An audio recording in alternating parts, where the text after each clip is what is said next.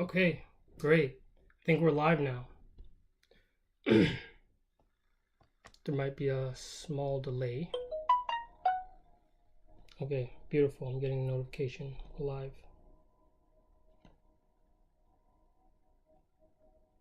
Okay, so let's jump into this because I already started, but I didn't realize we weren't actually live.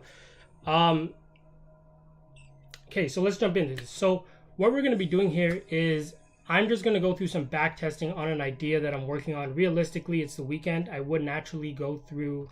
One second. Okay, yeah, I would naturally go through, do my back testing for the week to come, seeing how I'm performing, and how to if there's any room to optimize or anything in the case like that. So this is also what I would do with my students if we ever do some back testing, just to see how you go through and actually trade through the markets. Are you taking good risk to rewards? Are you panicking? Do you want to sell positions because you want to lock into early? You just get a whole sample size of performance that you can use to optimize. Okay, should I increase this? Should I decrease this? And so that's basically what we're going to go through. We're going to go test this idea, and we're going to do about 10 trades. Realistically, that's how I normally do it, 5 to 10 trades, and pretty much that. We're going to go back in time. I'm only really trading a few pairs, GU and GJ. So we're gonna just do some back testing on. This is another one, but we're gonna do some back testing on GJ, and let me just delete everything that's on here. Yeah, so let's just basically, I think I covered everything beforehand. Okay, and basically there's this whole list of things where I basically go through and I explain the market in a way, market orders being the fundamental principle of the market, because the market's realistically only moving by market orders, supply and demand, and things just like that. So that's what I'm going to go through, explain. And then last but not least, if you guys have any questions along the line, just feel free to drop a question. I probably won't I don't know. I think I'll go through the questions at the end. I'm really just gonna zone in and do the back testing to get this through, and then I can get to any questions. So let's just jump into this. Boom. If anything, I think there might be. Let me just check the connection. Okay, cool. Let's keep going. Okay, so let's start with the weekly time frame. Realistically, we have to attain the higher trend just to get a general perspective for where the market headed. Normally, I go through and explain this as the like the river and the ocean. You can pretty much say, sure, not every movement of the water in the ocean is going to, or of the river is going to be in one direction, but a majority of the moves are in that direction. So that's basically one of the simple principles, like going with a higher trend. A majority of the moves, you're going to get way more higher highs on the 15-minute while the weekly is going up, because that's the general trend. So that's why we start from the higher time frame. Realistically, I'm gonna, before I do this, let me crap. Okay, let's go like this. I'm gonna make this blank. Weekly time frame, or let's go monthly. And then let's just place this somewhere.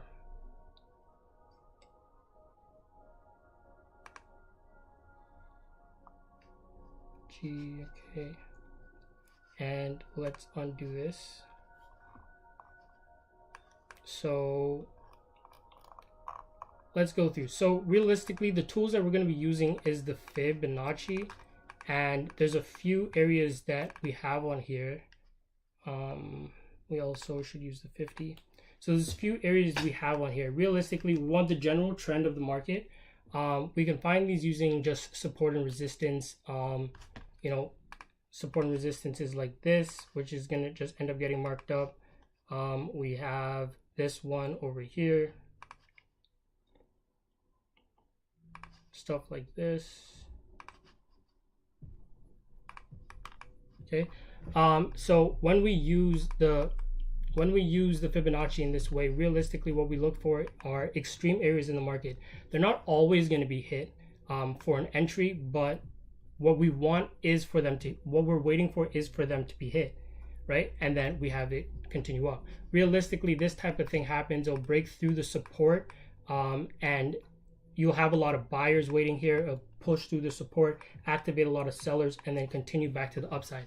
And realistically, we'll see more of these while we are in view, in perspective of the higher time frame, which is, let's say this is the 1 hour.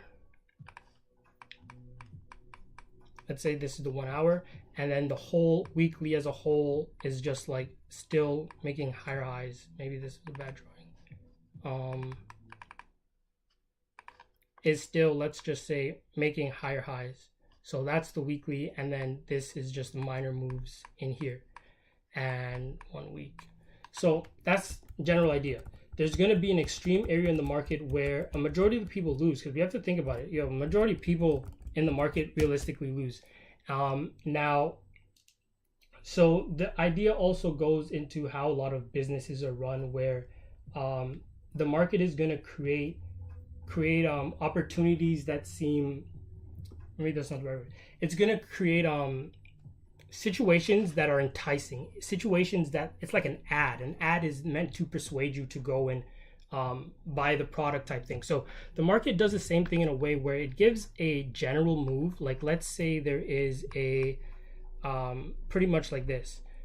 So we have this resistance area, then we get this decline. This first decline is going to realistically get a lot of people into the market. They're going to be like, hey, this is being shorted. Like, that is the general, that's what's going to happen, because that's what we do. We sell resistance. Now, while this is not entirely not true, while this is entirely not true, while this is entirely not true, we have the first move, which is generally a trap. It gets a lot of people in the market, and then this is when you get, let's say, sellers, and then the market pushes up, making these sellers lose, because there is a general view to the market. This is where the stop losses will be. It will make all these sellers lose with this first, let's say, ad or persuasive move. And then this will also trigger in a lot of buyers who are seeing this uptrend move and all of this type of stuff. And basically it triggers in the buyers, their stop losses are on the same thing, and then it pulls through down to the downside. So what we're really looking for with using the Fibonacci is keeping in sight of the higher trend where we see price coming from the downside. And then we use the Fibonacci in ways that basically we want to see price.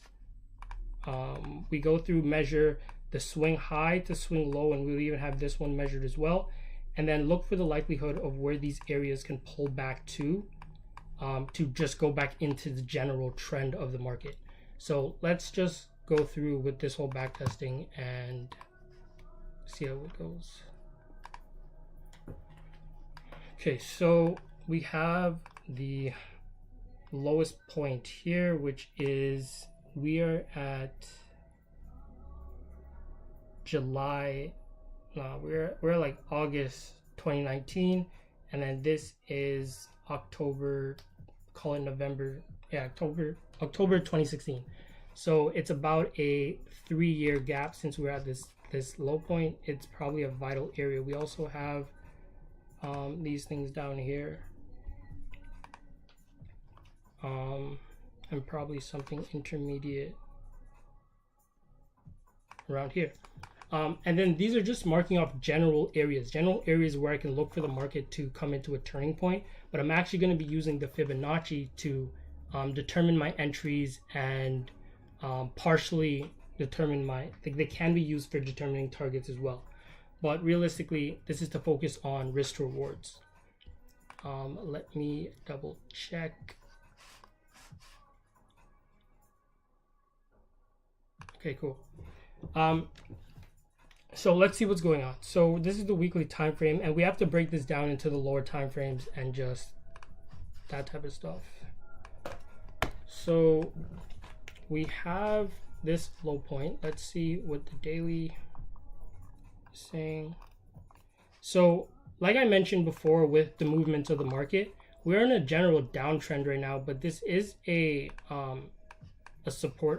big support area. So we could see the market try to either dip below and then come back above, basically pulling all the stop losses and stuff in this area, activating these sellers, and then going back up and taking their money. Now, I also see a good way that we're going to find these areas is where we see support and resistance. We know that there is orders building up in the market. And like I mentioned before, market orders are going to be the main function in the movements of the market. The market is not going to move without market orders. Okay, like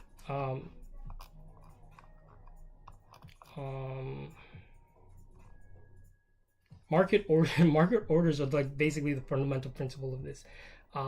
And yeah, so we're going to look for areas of liquidity. So what we see sometimes is like these support and resistance is building up. Like I mentioned this one before, we've seen this support and resistance there, and you just have a lot of orders above and below it. There's a ton of orders, millions and billions of dollars of orders. This is the Forex market. So it's the largest market in the world. Now, so price goes up and just basically collects all the orders in the area before making a larger move. It's basically a whole concept of just swings and rhythm and all these type of things. Let's mark this up in case we return to the highs. So we have this. And realistically, I could make it this big, but the thing with that is that this is 600. Yeah, this is 600 pips, and you have to make support and resistance areas that you can work with. If you can't work with it, what is it doing? Like, you have to, like, the things on your chart should be doing something for you. So if it's not doing anything, if this is too big for me to even want to work with, then I need to narrow it down. I could end up putting two. One like this and another, well, one here for sure, right? So I probably wouldn't put one in here. I would just leave this as a little zone because there is some consolidation in there. It provides a support and resistance. And if I had to put an intermediate one, I could put one around there because there is some candle wicks that interfere with this pretty solid. 1, 2, 3, 4, and 5 wicks, and then just a few bodies. So it could stay like that as well. Now let's look and see to the general detail. I mean, sorry, not general detail. To the lower time frames, more detail in the market to see what we can be going on. So if I measure this swing low to high, okay. This is one of the last major moves in the market. And in this PDF, I go through and explain how the market is really fractal in many ways. There's many type of things that you can look for. And this is why the first principle is mental, because it's mentalism. It's the psychology of the market. You need to know what you are looking for in the market and only look for that one thing. If you are seeing too many things in the market, you're going to create too many opportunities. And then if you don't really have a solid plan.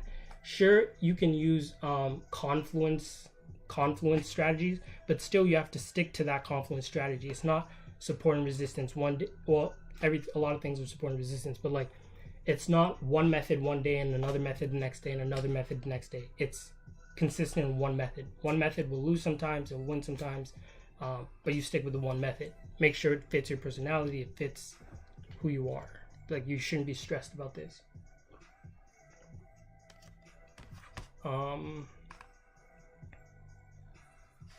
Okay, sure. So yeah, so I said before it has a fractal nature to it. So we have the way I go through and draw these, pretty much like this. Oh wait, no, not that. Oh yeah. So this is the swing low to the swing high. So I want to just mark off the 127 and the 161 as interesting areas, basically areas that I'll look to take a trade. And the way I go there and do this is I normally just draw from the wick low down here and across, right? It just helps keep my chart a little bit cleaner because there can be a lot of fibs on here sometimes. So let's see if there are any other key areas. Sometimes they will line up in confluence. Now this would be one here too, but there'd be one here too, but the one thing is this main trend is a downtrend, right?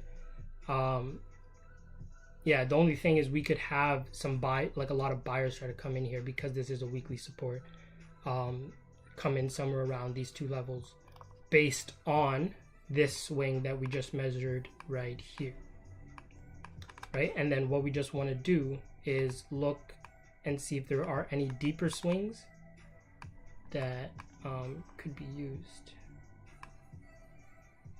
We have this, which is not deeper.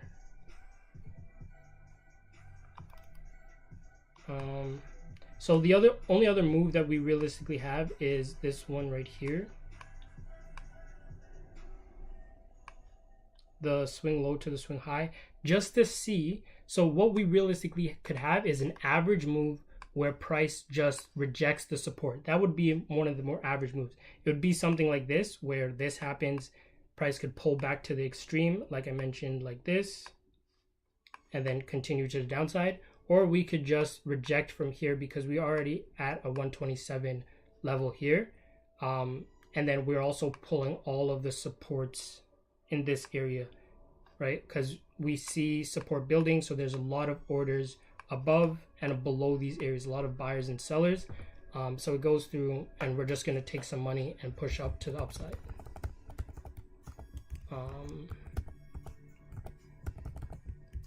Oops.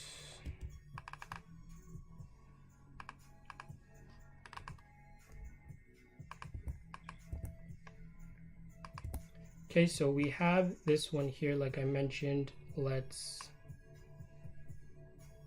fix that.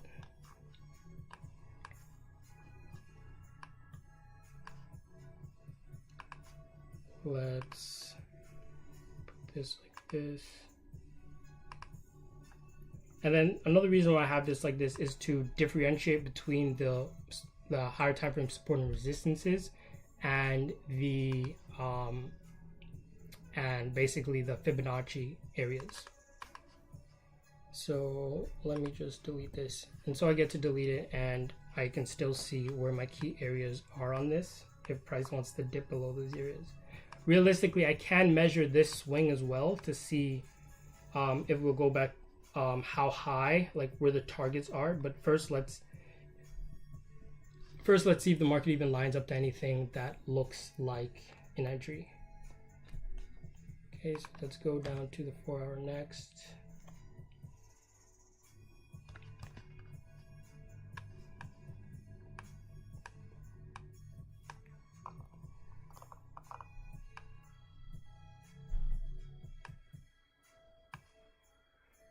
Okay, so it's been a straight down move. Let's just see how it reacts realistically to the support and this 127, this daily 127 level. Yeah, okay.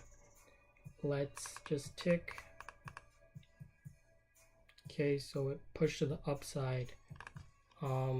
Now the fib, you might think you don't know where to place it, but realistically, every swing in the market, the way I go through and explain it, every swing in the market gives a corresponding, always will give a specific corresponding measurement.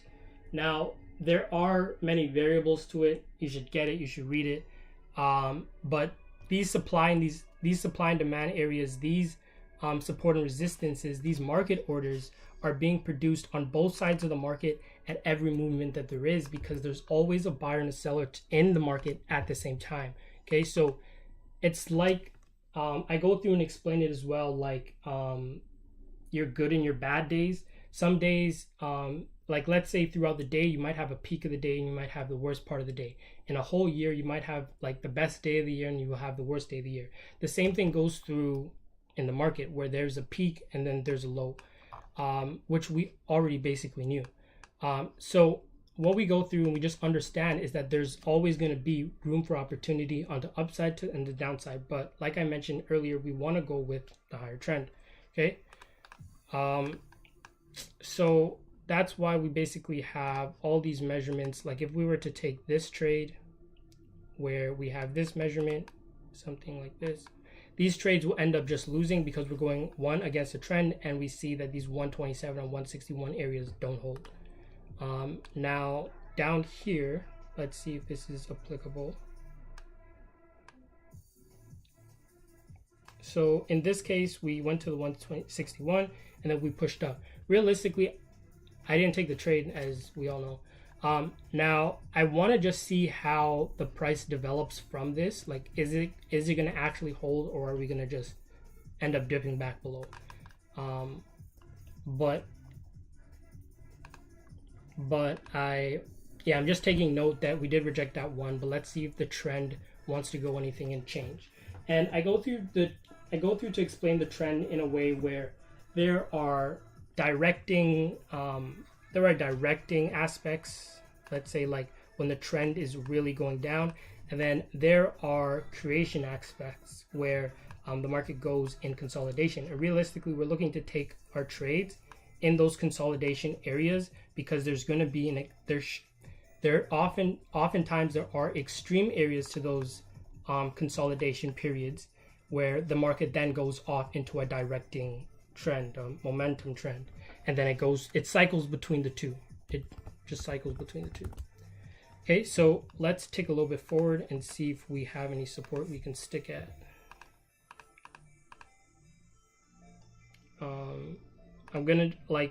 I'm just taking note of these things because realistically I would just keep a mental note, but this is a visual representation for you guys. Let's verify.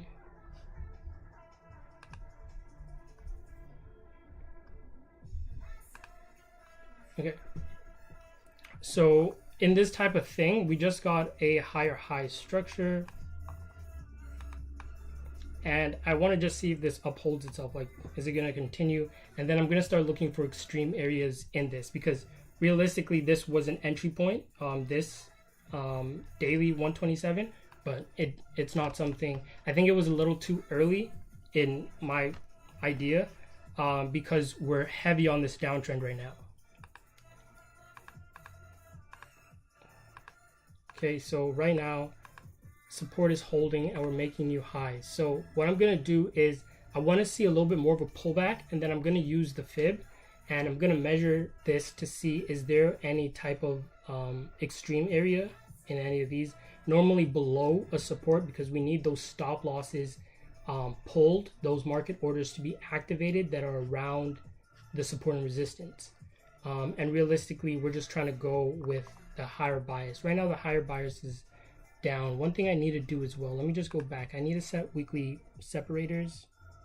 I think we started, let's just go here. I need to put weekly separators, because what I want to do is sometimes at the end of the week I like to go through and update my analysis. Does the chart need changing, or anything like that, because sometimes that is a realistic case. You need to update your market. Depends on what type of trader you are. Sometimes you should update your market daily. I'd say like once a day or once a week, or at least like midweek, every 2 days, every 3 days, something like that. But let's put some of these. And these trades are going to be taken on the 4 hour, 1 hour. Yeah, or maybe just the 4 hour, but I don't always, it depends on what type of trading, but I want to do more long term trading for this. Okay, so back to the 4 hour.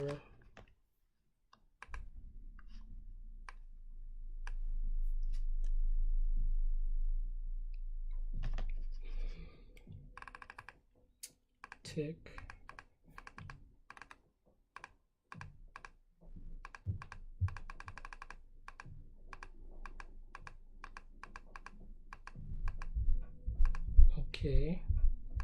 and then I think we made a new high. Let's just see if we dip below. So this would have been a positive week. We would have had a bearish week and then a positive week, which didn't completely wasn't completely bigger than the previous one, just slightly. So if we go to the weekly and actually look at this, let me go back, because realistically with this platform, if we go back while we're in the new week on the weekly time frame, we're gonna just see the whole progression, and we don't want to see that. So yeah, so we just got some buyers that came in the market there, which is a good sign. We can keep moving. There's signs that we could keep moving to the upside based on the extreme area of this and the weekly support down here as well.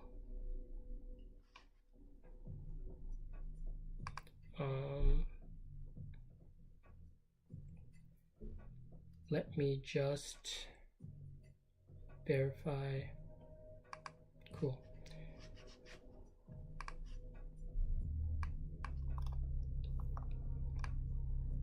Okay, yeah, so I want to see if there's going to be a little decline so we can actually start the measurement. I could start the measurement on every candle, but then there would just be too much into that.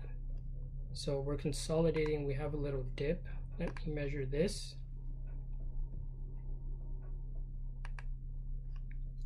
And then I could measure this one as well, right? Now, oh crap. Okay.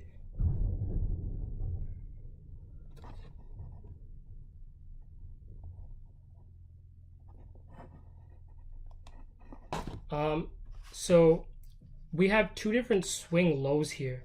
We have the same swing high, and realistically this is a swing low to this as well, right? But we have these other swing lows.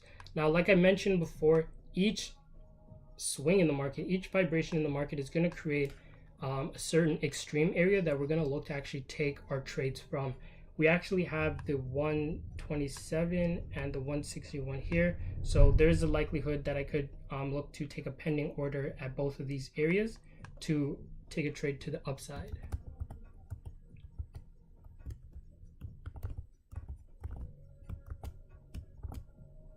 So I just go through and I mark it up like this, go from the low.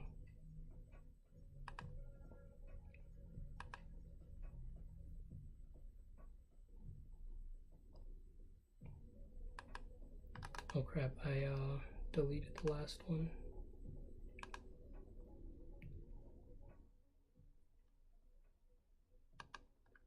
Then we have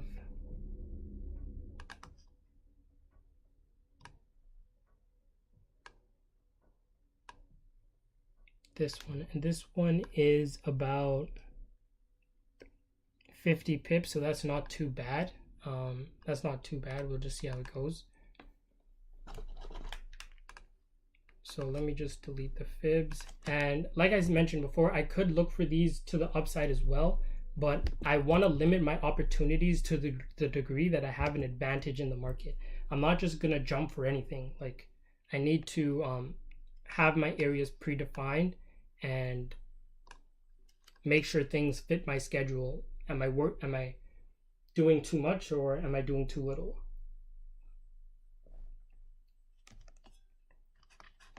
Okay, so realistically we could measure this one as well, but I think this is a really minor zone, something I'm just not interested in considering for this. I wouldn't want to take that trade. And we basically have this support here too.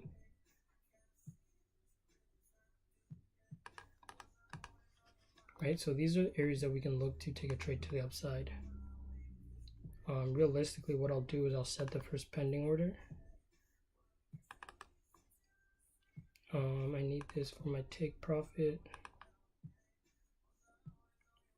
So the take profit area is actually going to be really important because we want to make sure that we're getting a really good risk to reward on our trades. when I look for my stop loss, I look to the left and I look for the interacting candle, basically. Yeah, basically look for the interacting candle. And normally, sometimes the interacting candle is a very large candle, and we'll end up looking into why that is. But we have our stop loss here, 27 pips. Now we are still in our zone, so we could try to take a trade at the 161 as well. And then we want to put our first target can be at the 27. So that gives us a risk to reward of 7.8. And let's just do this one quickly too. And yeah, let's just do this one a little quick. So let's do something like that.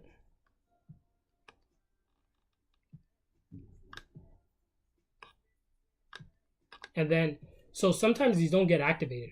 Sometimes they don't get activated. We just keep ticking through and just wait till we actually get an opportunity that we can use. If we wait for an opportunity we can use. Okay, so that one, this becomes invalid when there's a new high that's made. So these pretty much invalid and it becomes invalid because there's a new swing high. When we move our fib up a little, this whole area gets expanded. The extreme area widens. It just becomes a bigger extreme that people get their mind blown that the market is reversing against them, and then they lose their money, and then the market continues on. So let's just take a little forward as well. I want to see if there's going to be a low area to this that we could capitalize, that we can actually start drawing our fib on.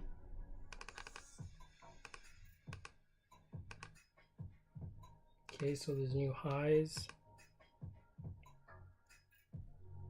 And then this looks like this would have been a lower time frame move if we analyzed the swing in here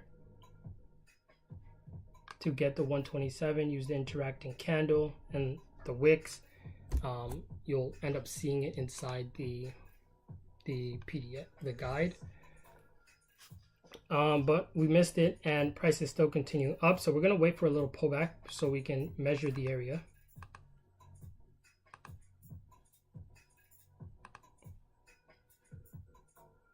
Okay, there's a deep dive there. This is still a bullish week. It is a small bullish week, but we have one bullish week and then basically a small doji. Price only increased by 30 pips, right? So we can still see price continuing upwards. The whole uptrend momentum isn't lost here. Actually, we have this super average trend line right here. And what we'll look to see with this type of stuff is this needs to get broken because we have a lot of buyers, we have a lot of orders sitting right here, and price would head to the downside for a little before shooting back up and going to the upside. So that's the type of thing. I wouldn't really use the trend line, but this is a good idea to provide an example because we look for those general moves, and then for those general moves to really get really messed up at a certain point, a lot of confusion in the chaos and creation of like I mentioned, the direction of the market and when the market goes from a trending market, the direction, and then the creation phase when it goes left to right. So let's zoom in. We are on the right time frame.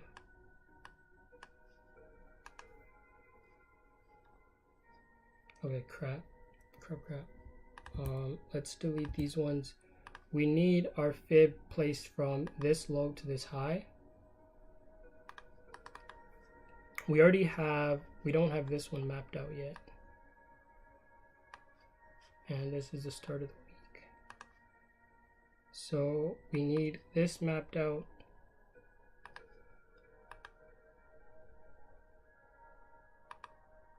And then the other one, we need this mapped out, which I believe we just tapped into, but because of that, I'm just gonna have to do a closed candle entry.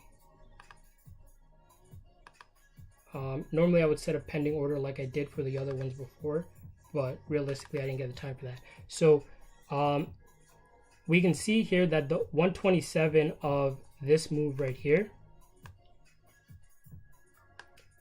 is this right here, and it also aligns with the 161 of this move here. Okay, so there's just a little bit of confluence. I'm still going to take a trade at both areas, the 127 and the 161. But yeah, so let me set this up. Stop loss.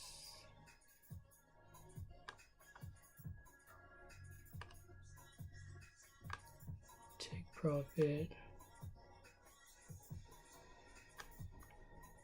And then I have to do a closed candle on this.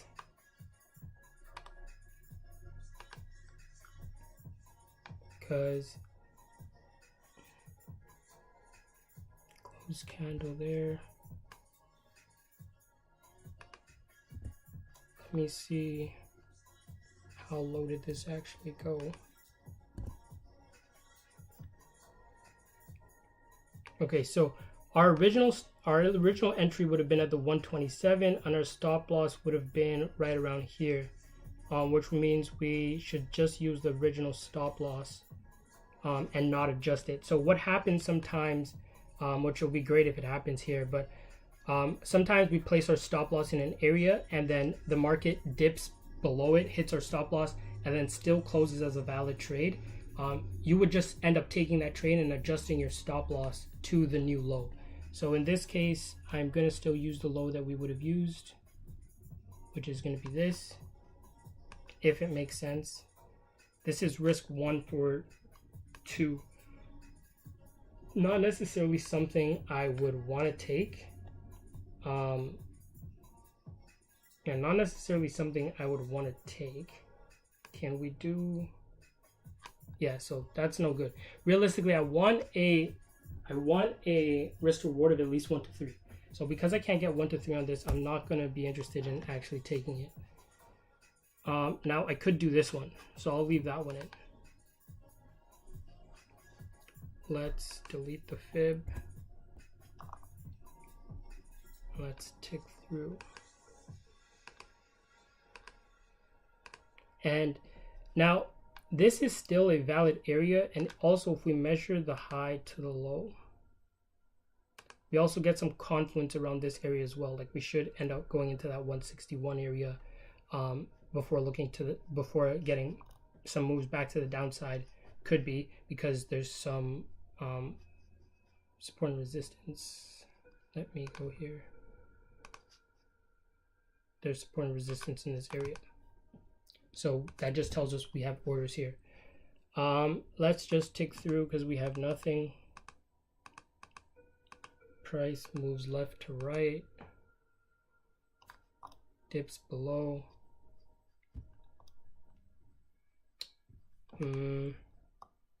So this move is not invalid yet because we haven't made a new low. We also haven't made a new high. We also can update our fib with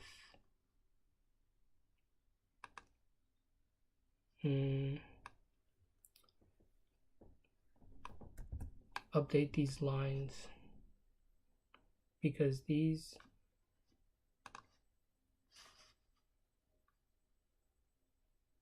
valid.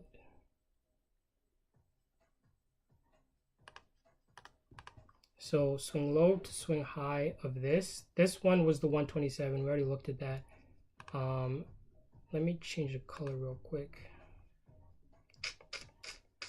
Let's just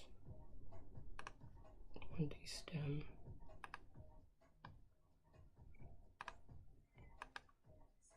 So we already have that one lined up.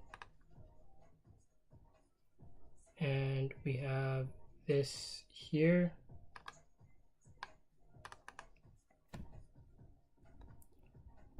And one thing we see as well is that we just have a lot of support building up in these areas. And that's the type of stuff that we want to see. That's the type of stuff we want to see to know that there's orders building up in the market, and we could have a dip below to these areas and then a continuation to the upside. I'm going to go through and place the pending order on the 161 because sometimes what happens is price moves fast and sometimes you're just not there to catch it, and so you just need to set a pending order. And I think this pending orders help as in to know what you want, like, because a lot of people have, like, I would say poor, like, what's the proper way to put it, like, they're hopping into the market with like risk one to gain, like risk $100 to gain $1 situations, and that's just not the way to go. You need to at least be risking less to gain more in all situations. Sure, you can risk 1 to gain 2, but I say why not kick it up above and risk 1 to gain 3 at least. Just hold yourself to a certain standard.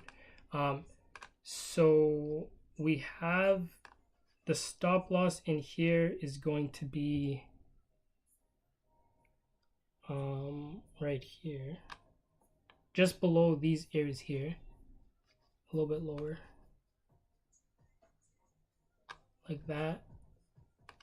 Our take profit is going to be the same thing. So this one's risk 1 for 7, and this one is risk 1 for 8. Make sure everything is good. Everything looks fine. So let's tick through and see if we pull into an area. And this is the measurement of this. We also have the measurement around here because there could be a dive below the support collecting these initial orders in the market. But we'll look out for that. Let's see how the first area gets dealt with, or we'll be late.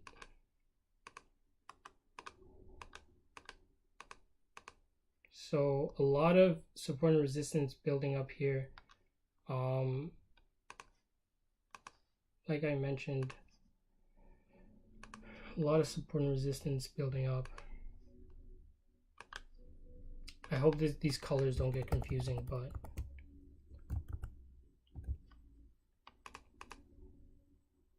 okay, let's go. And like I said, so sometimes these areas won't get hit, and sometimes they take a while to get hit. Just wait for them, because like it's just realistically holding yourself to a certain standard. Like, I want this risk to reward. I don't know which trade I'm going to win, which trade's going to lose, which trade's going to get activated, but I can do certain things. Like, there are certain fundamental aspects to things, and you can use these things either in your advantage or to your disadvantage. A lot of people do things to their disadvantage, and it's like that's not helping you. And in such a random place like the market, there's certain things that we can do to just, like I said, keep ourselves on the side with the advantage. So I want to see price pull down to an extreme area, and sort of not an unlikely area, but a place where it won't be hit a lot. And when this area gets hit, I know a lot of people are losing money, and as a trader, you know your money comes from other traders, and that's what you want to make sure of. You want to make sure your orders get filled as a trader. Like I said, everything depends on market orders, and there's a lot of orders around support and resistance, average support and resistance. That's why I had that trend line on, because like I said, we could dip below this as we are now, and then it went into this consolidation and still pop back to the upside.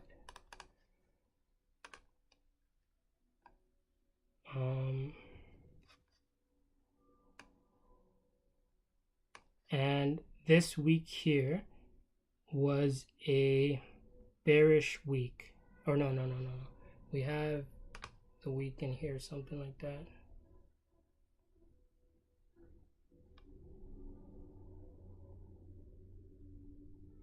Like right there. So this week was, yeah, a bearish week. But we still have these supports, like we said, and we're still above this overall 127 and this weekly support. One thing as well is when you like end the week, or you have to update your analysis, you should go to the higher time frame. Part of the reason why I don't have to go to the higher time frame is, one, I'm comfortable, and I have these weekly separators on, so I know what the candle looks like by seeing the open of the week and the end of the week. Like, I know that this is a bearish week, I know that this is a bullish week. I know that this is a very tiny bearish week, right? So it just tells you the overall pressure, the direction of the market. Like as you see before, a lot of these weeks before are just down, down, down, down, down. So now we actually see it picking up, right? And like we said, we have other reasons. So they just show you this. Also, the weekly separators will show you like the time, like how the candle is moving through the time frame. I don't realistically need the daily. I just want to put a difference between my general trend and my entry trend. That way I can get better risk rewards. I can have higher time frame targets because I know the overall move with this, which I didn't mark up. I'll mark up at the end of the next week. Did I? The highs up there or whatever, right, as a range, because we've seen price going from the downtrend. So let's tick through. We're very close into that one.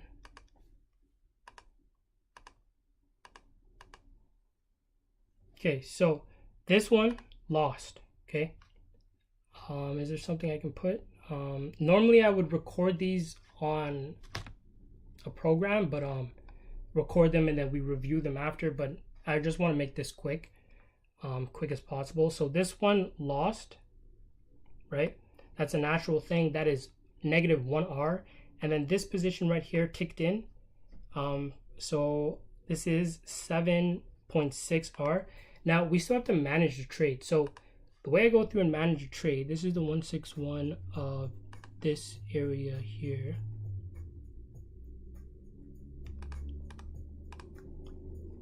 So when we go past the one area, then I'm going to look to basically break even my trade. And then I don't care about it too much after that. It is a risk-free trade. In fact, I'll gain a few pips because as you cover your stop loss, never move to just break even. Cover your fees, and like keep 10 cents, keep $1, like keep a little thing, you know? I don't know. That's just the way that goes. Oh crap. Okay. But yeah, so we're gonna look to lock in some profits at these areas, and then our overall target, as we know, is the -27 area.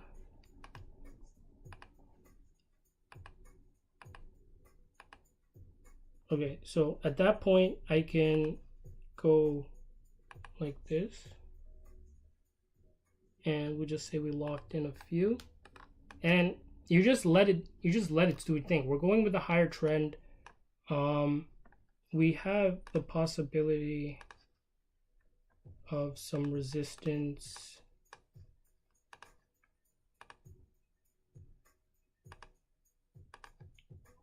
here, like just the possibility of some resistance, because I see these as extreme areas in the market, right? This would be a lot of sellers in these areas would be like, whoa, this is too high, whoa, this is too high, you know, before price actually just sells off. But we have to see what the whole trend is looking like from the higher time frame. Is that the bias we should be trading in? But let's tick through. So I could set my targets for these ones as well, given the fact that this is the swing low and swing high. I'm not going to do that because it's going to make the whole risk calculation thing confusing, changing the risk. Because right now, one thing we should know is when you take your trade, you should have like a max loss percentage, whatever that is. It can be based on win rate, it can be based on risk tolerance, it can be based on a whole bunch of different things. But basically, yeah, you know what your risk is. So if this is a 2% risk, every trade I lose is going to be a loss of 2%. And this means that when I win this, if I win this trade, it's going to be a 15.2% gain on this trade because of the risk to reward is in my favor. Risk 1 to gain 3 means if I'm risking 2% on every trade, then the target is a minimum of 6%. That is the type of thing that puts things in our advantage. Yeah, so let's take through. That means I can move my stop just below the 1, I would say. That's just personally I would do. We've turned into a bullish week now.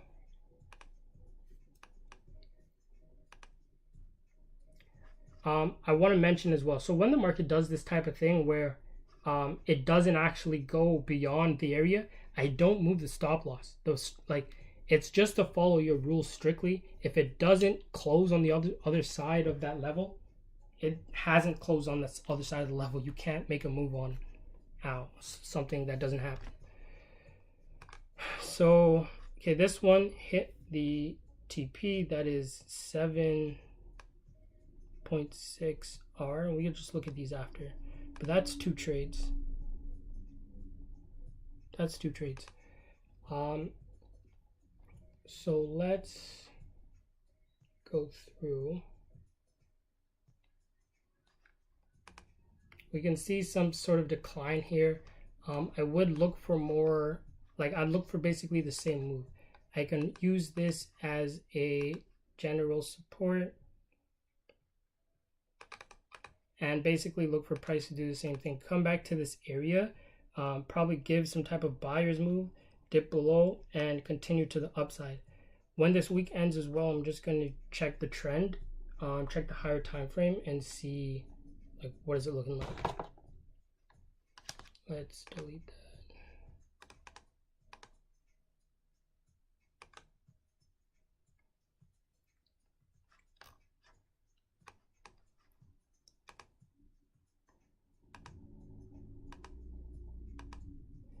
Now, if I were to short this, I would call this more of a counter trend move.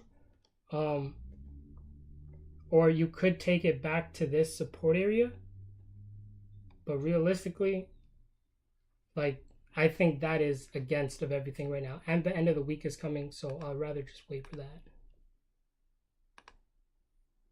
Okay, so that is almost at the end of the week. That means I can go back to the weekly time frame. Let's just have a look. So we're advancing.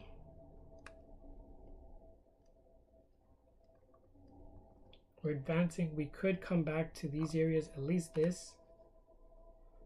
I'd do this as first level.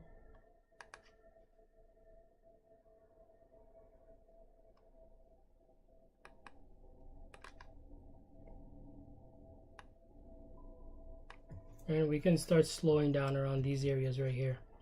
But I think that is really all that needs to be updated on this. We have some little stuff in here. I'll see if this goes in confluence with the 127 and the 161 over here. But because we have these wicks, and let's see what the daily looks like. Getting higher high. So this looks like a nice fib move to the downside, though. Just because we have these fibs here, I've already had that marked out.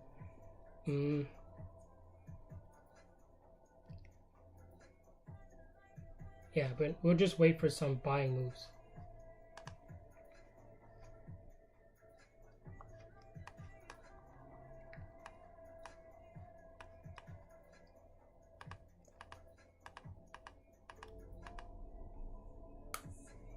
Okay, push the upside. So we can have the same type of thing happen here, because this is the next extreme areas, the next extreme area.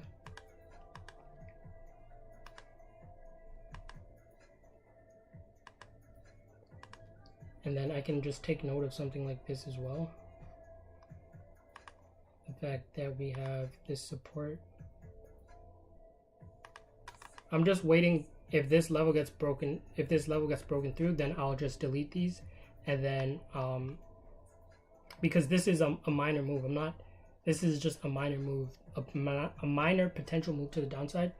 But still, I want to see the higher high moves back to at least this area 35, 60.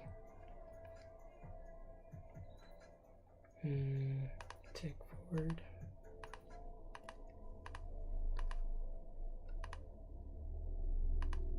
Okay, we're getting a small double top. Get a little move to the downside.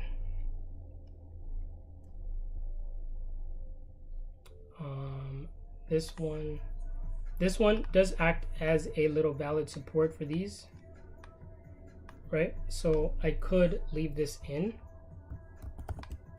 right? Even though it comes from the 127, but its representation basically gets changed.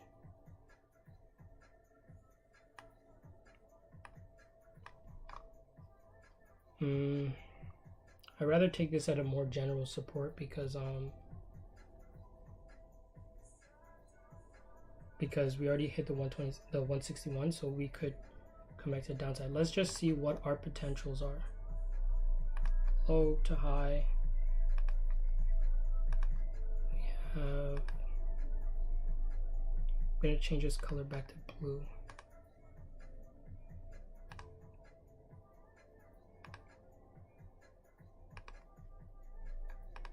So we have some potential trades here.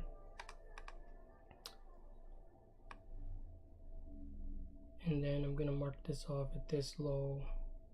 So we have these both lows here. They could give two different projections, but I would rather just use the max low of that little area.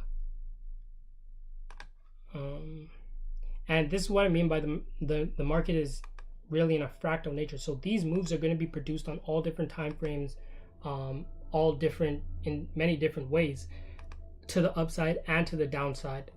So realistically, it's you to make a plan, make a definite plan on what you are looking for in the market, and only looking for those things, because those things you have determined that put you in advantage in the market. We have this little minor move, but I don't think I don't want to take that out. Boom, popped up. So we have to adjust these measurements. Keep pushing to the upside.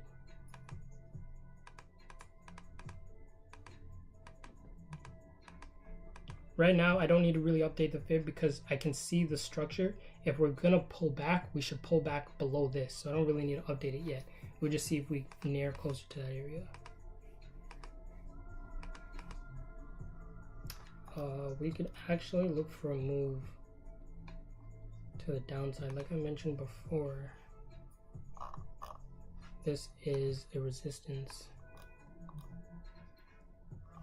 Now we can look for a move somewhat back to the downside. Somewhat back to the downside. Let's just see what the structure down here looks like. Little too much.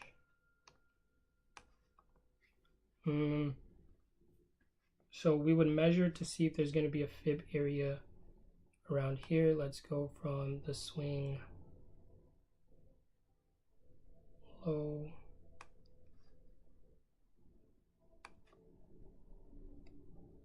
to the swing high. Basically, we can probably have another little dip because we actually haven't interacted with the resistance yet. So when we actually get that interaction with the resistance, then a push to the downside, we consider that the trap. That is the average move, getting a bunch of traders into the market, setting them up to take their money, okay? So this right now is the current extreme area of all this. If I were to take a trade based on just this, I would need it to come to the 161 because that's where a lot of the market orders are going to get filled by both sides of the players. And in the whole correspondence thing, I go through and explain that you have winners and you have losers. You have average setups and then you have not average setups. I'd rather wait for the not average setups because we probably have the not average people there. So like this is the swing, and then we'll have a little rejection of this. Let's tick for and see. So there we get a little rejection that can activate a lot of people. Let's see how low we go, because I'll measure this to the swing low, and then I have the 127 where I can look for an entry down there. Oops.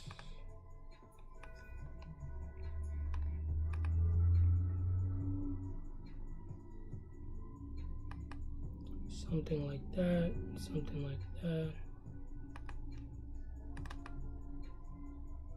Crap.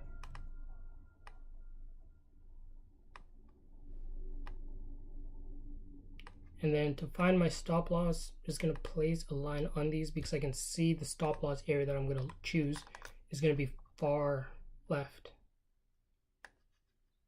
So stop loss for the 127.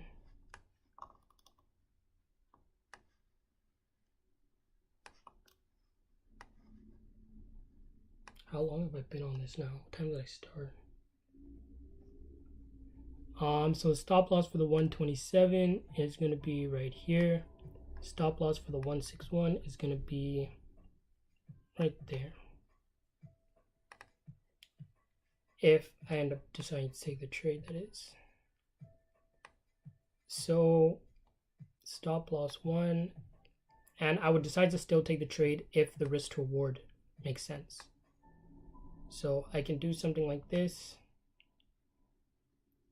This one as well.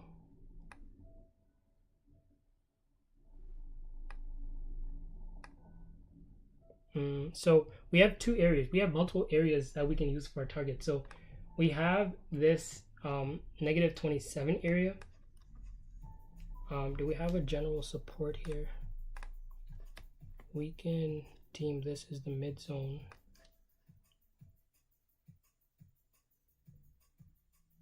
Oh, my bad.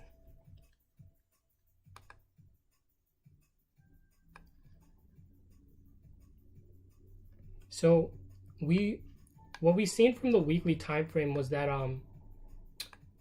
so this blue support that we have all the way at the bottom there, this is, let's call it like a grand zone. It's a big zone. We've seen that it was there from like 2 years ago. And this resistance that we have here is a minor one. So realistically, this one should be a little weaker than this one down here. That also tells me that because we pushed up from the support area, from the weekly time frame, there's a chance that we can still just break through this, completely break through this resistance, because we have more strength from the bottom. And then the other big strength in the market is the resistance that we have over there. But I can take somewhat of a short-term move to the downside, and I would look more towards the mid zone or the 160, or I can even just do the 161. Let me see what the risk reward is. So this is risk 1 to gain 4. Sure. We also have this that I can measure, which gives me so these do, like I said, these provide entry and target areas. Obviously just use them in the direction of the trend and all things like that. There's confluence here,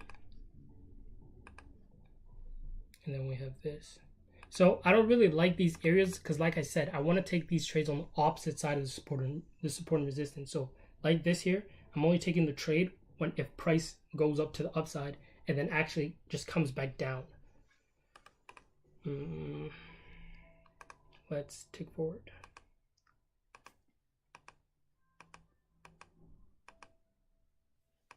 Okay, so we made a new low. So I have to update these things.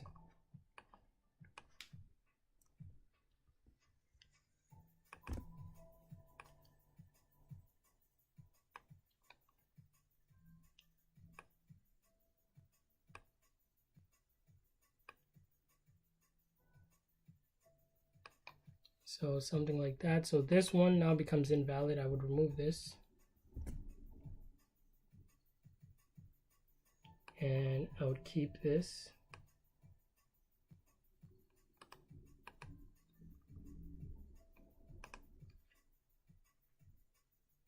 And the same stop loss. How big is this stop loss?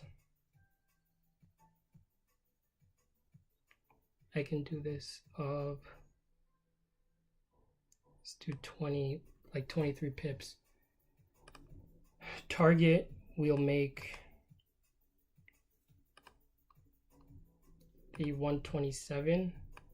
I mean, sorry, the negative 27, because this, yes, this area gets expanded too. I'm just not going to update it. Like, I'm just not going to update it, but I would just extend it a bit lower. So this one is risk 1 for 12. We should have another trade right here. Let me just do this real quick.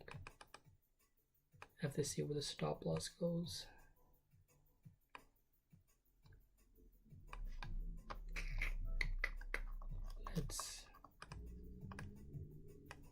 The stop loss should go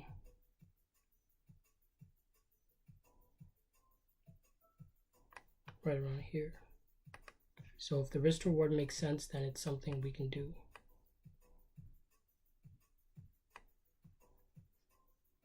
There's a lot of lines and stuff on here right now.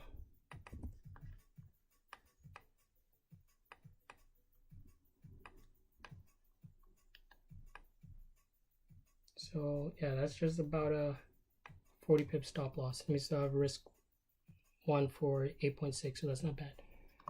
Let's tick through. If we make a new low, then we have to update it once more. That's why I don't always update it tick by tick. I'd rather wait for the little pullback. Okay, so push down. In this case, it doesn't get activated. I should update it, but like, I'm just not going to update it right now. Keeps pushing to the downside.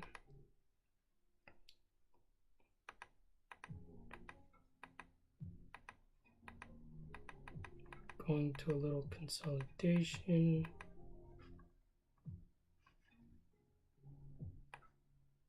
Okay, so one thing that I see as the market builds into this consolidation is support and resistance being built above and below it, right? Because support and resistance is there, there are orders being like built up, consolidated in that area. So let me delete these. These are now invalid. I'll also delete the fib. So we did get the move from the resistance to the downside, but we never ended up going above the resistance area to trigger into an entry. Happens sometimes, it's life. We would have gotten if we kept this one here, but we needed to update our fib given that there was a new high that was made and still not on the other side of the resistance. So we have this support building around this area as well.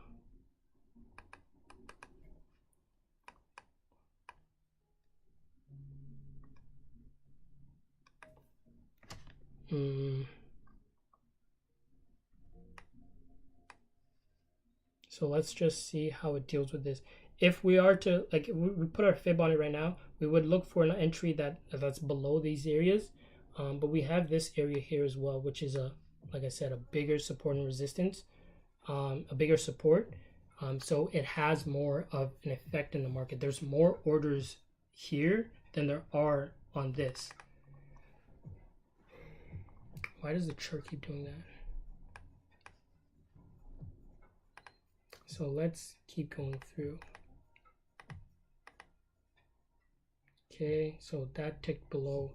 I want to see basically the same thing. I want to see price push off of it, giving us the trap, because this is the first interaction with this zone. So what we have in the first interaction is the trap. I'll measure that and look for price to dip below to go back to the upside. Yeah, ultimately rejecting this support area. So let's just take a few candles more and see if we even get to rise up into an entry.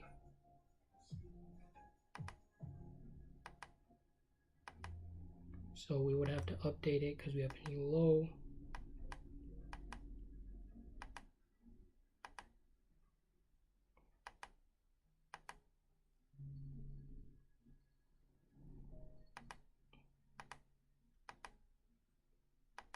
Okay, we're building more support here. And one more candle is the end of the week. So we have a bearish week here after hitting the resistance. So bullish week, bearish week. Then we have another bearish week. We have another bearish week, but less of a bearish week.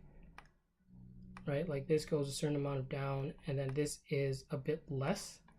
And then here it is obviously less. So we've seen it started very slowly, it picked up, and then it's slowing down. Look to see if it'll actually turn around or whatever the case. Maybe it'll actually just go back to the downside. But I wouldn't look for the downside until, well, let's go to the weekly view.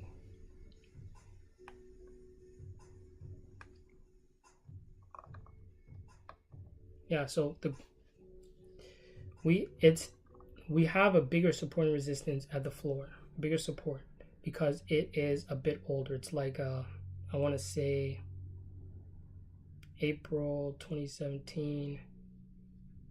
I don't know, like 6 months, 7 months, 8 months older. So obviously it has more strength, and then it's also thicker. So thicker, a lot of orders in that area for the taking. Let's go down to the 4 hour and let's tick forward and see what this wants to do.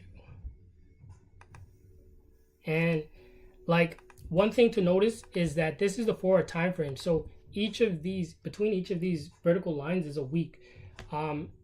Now, depending on how many pairs you're trading, your schedule, a bunch of different variables, your stress level, your comfortability, all those different type of things.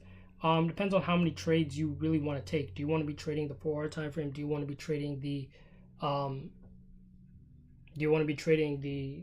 15 minute, the 1 hour? Those things have to make sense to your plan. Those things have to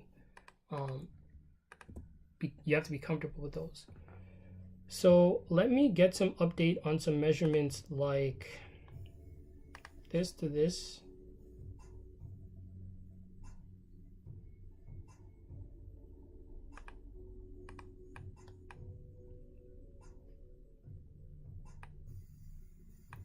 This to this, which we already have this lined up. We just need this.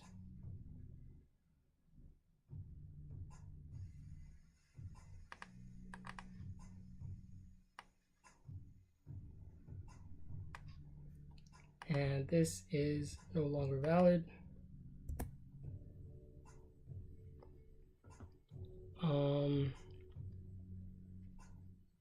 And then this is another major one.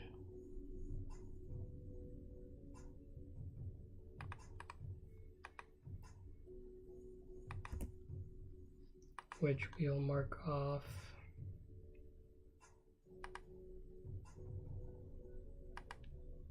Like this.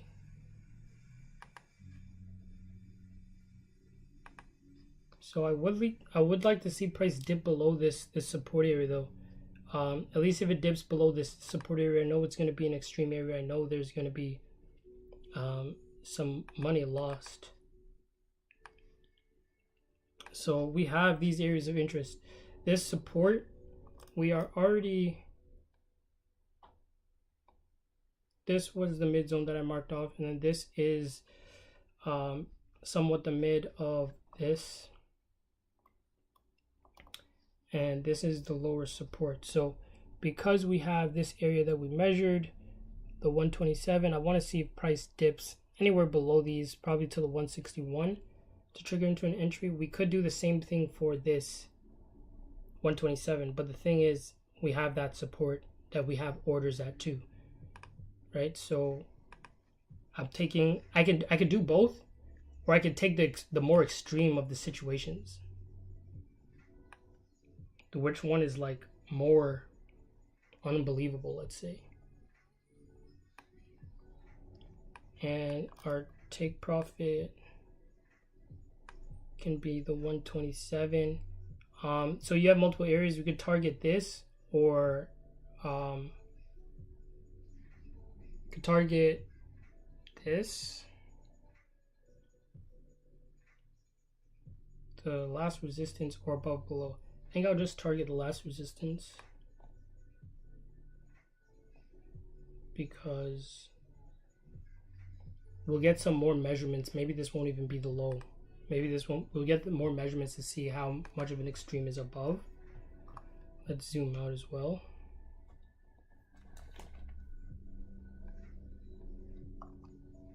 Okay, so yeah, we'll just wait and see how the market actually gets to develop.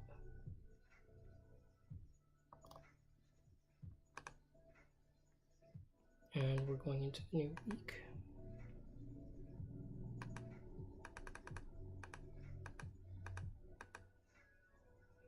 Okay, hold up. So we dipped slightly below. Hold on. What the fuck? Okay. So 1 second.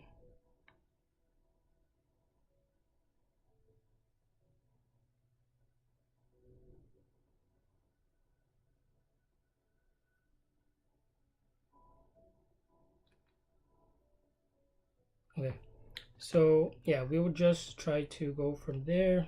We probably have somewhat of a minor zone in here, but we also have this just as a general area. Tighten that up. We pulled through both.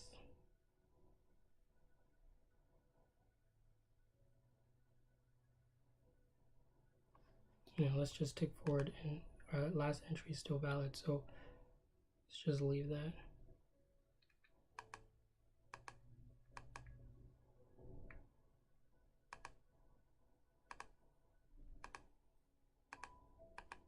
If we dip further below,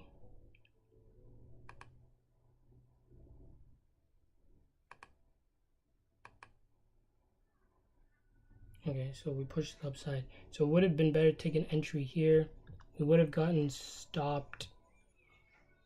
Yeah, we would have gotten stopped out nonetheless.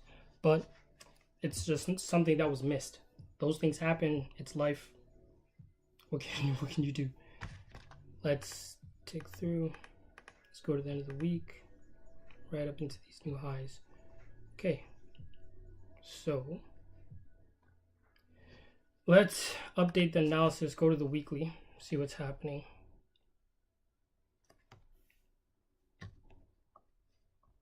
We are above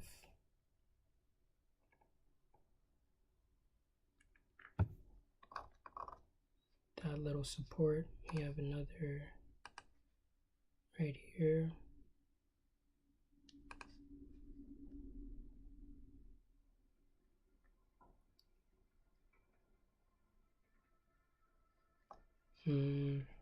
Is there anything else?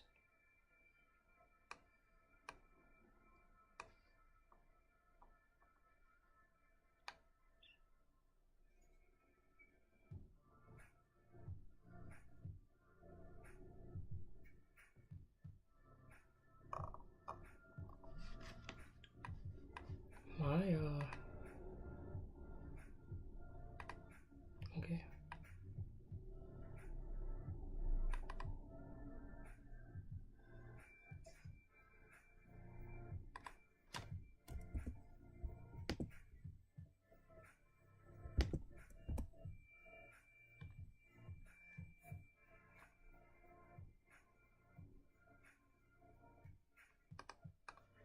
Okay.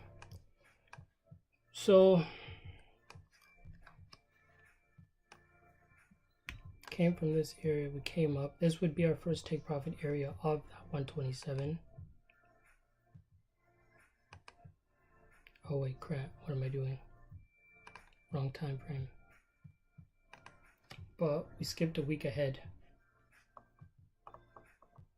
Or a day. So let's just tick forward.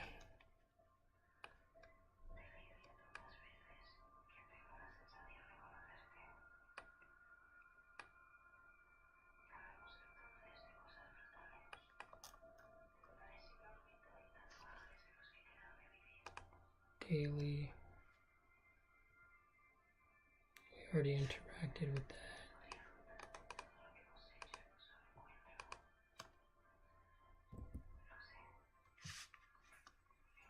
We have just minor levels in here.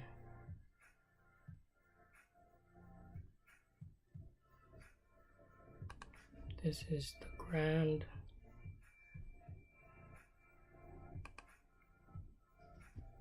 somewhere around there. We have an area somewhere in here.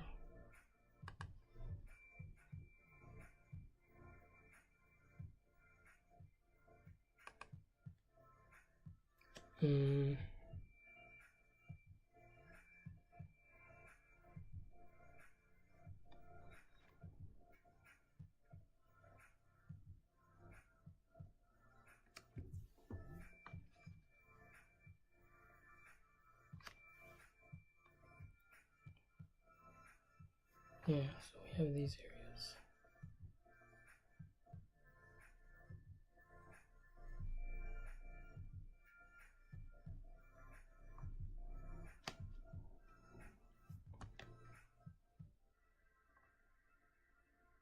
Yeah. Okay.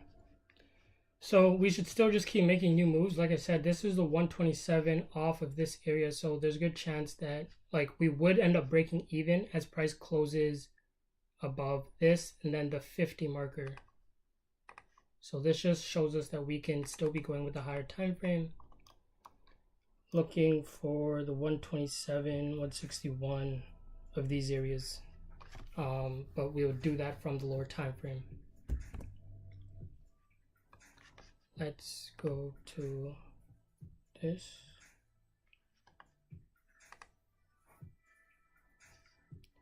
We popped above this.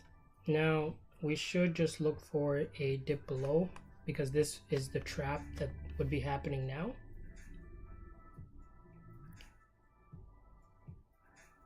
And look to follow to the upside. Or the same thing could realistically happen on top of this one right here. But that's basically the one formation that we're looking for. We're looking for price to do an initial move like this, pull back down below, and then continue to the upside. Pulling the stop losses and all those type of things that are there.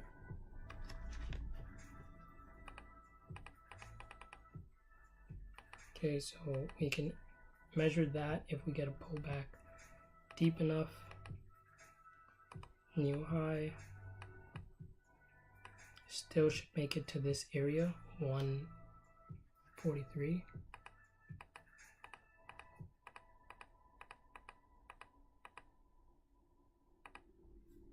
No new high yet because it's all of this is still within this candle. So the measurement, well, I don't need to draw the measurement now, but it will be from the low to the high.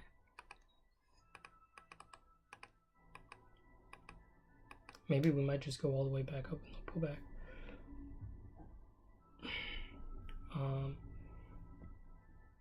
So we have support there. Let us look left, see if we have any structure.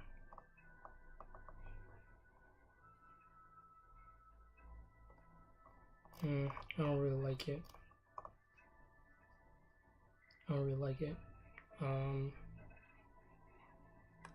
Yeah, I'll just wait for clearer structure.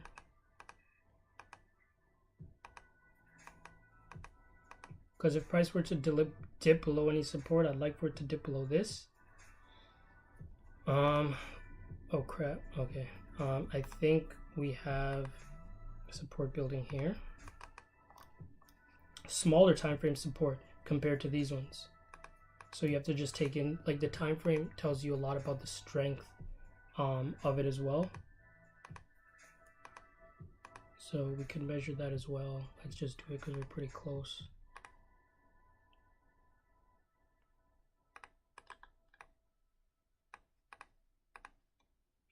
$127 and $161. So here's one thing that we need to take in consideration as well. So TP, just for risk to reward ratio, because I can already see what it is pretty much a little. I'm just going to target this instead of the 127. So if my stop loss for the 161 looking left, it would be down here. Stop loss for the 161, stop loss would be in the exact same place because of that candle. Now, if we have a good risk to reward, we can take it 3 to 6. Sure, that's doable. That's doable. It's at least 1 to 3. So we'll do that. We could do the same thing for the 161, but let's just see if we even tick that far. And sometimes one thing that you have to take into consideration as well is like sometimes if you don't go ahead and put in the pending order, there'll be just a big wick of a candle that went and triggered in the position, and then you'll just be stuck with a closed candle entry, which will sometimes be a worse risk to reward. And we want to try to get good risk to rewards on our trades. Like that is a main principle of trading. Trade management, obviously we must manage our trades, and we must take the trades that are best for us. So we haven't formed a new high yet. We have some inner structure.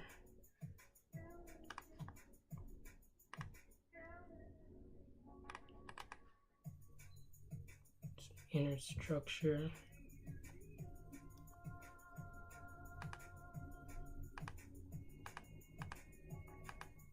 I think we might have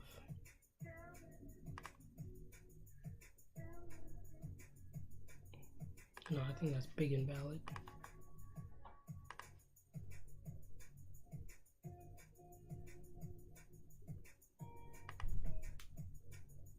We might have a dip coming soon, but let's look out.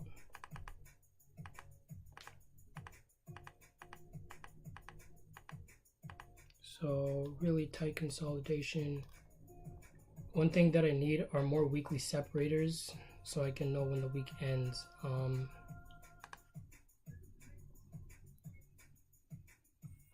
6, 7, 8, 10. The new day starts right here. So I'll wait till that point to add more period separators. We're not on a pullback yet, so I can't add another fib in to look and see if we have anything. But I'll show you what I'm looking to measure. So we got our break of this, which is a good sign that a lot of people are losing their money. A lot of trendline traders are losing. So we would like to take an entry now. Let's measure the low to the high.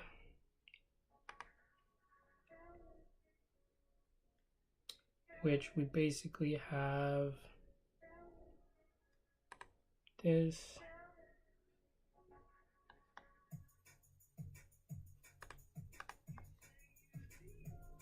And we have the other ones marked up a little, so we have a little confluence. This is this one.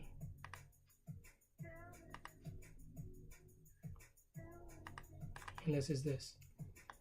So we'll just look to see if price wants to dip below them or it won't. I will set the first pending order though in case it's a sharp wick.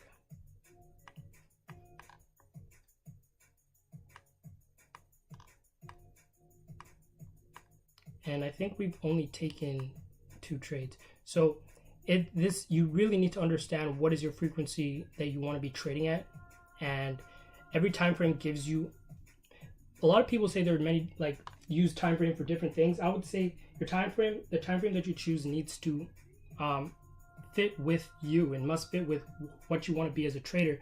What type of time frame do you want to be trading, and making sure that that time frame fits with your schedule and produces trades to the degree that it's something you can take. If you're trading the 1 minute time frame and there's too many opportunities, you need to go to something with less opportunity. You need to move yourself up a time frame or so. Now, if you're trading the 4 hour time frame, let's say in this case, and trades are taking too long to appear, you're not taking that many trades every week, then you would go to a lower time frame. It's just to make anything. A swing trader is not going to be better than a day trader, than an intraday trader, or anything like that. Just do what is comfortable with you.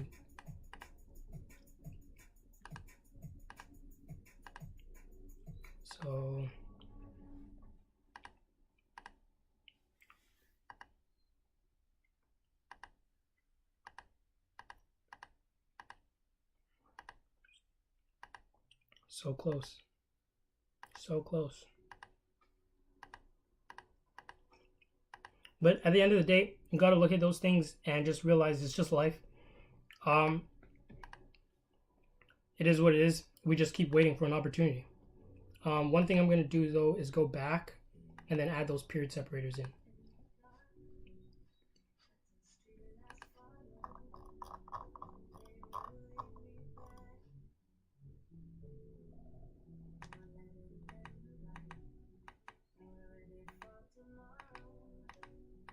We went through a lot of data, and we're in January. Well, not yet, but we'll look to see when we're near. For a time frame, one thing that this tells me, so we got 3 weeks of consolidation after this big push. It went to a direction phase, and then it goes into a creation, rebuilding of energy phase, where the market's just gonna do this, and then it should spring out to the downside in this case, because we are above the support. Like, this is now the range that we're playing with from this to this. So it would be good if we have an extreme push to the downside in some way, and then a continuation up to the upside. And then daily, probably get a better look at the support and resistance and stuff. Yeah, so we have a lot of wicks in this area. We have a lot of orders sitting around here. So it'd be good to see some type of dip in some way, or within this, continuing to the upside.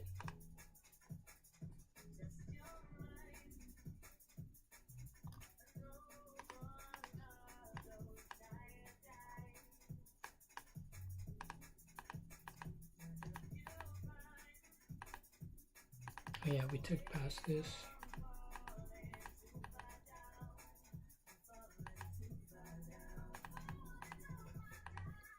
I don't see anything interesting. We haven't popped above this area yet,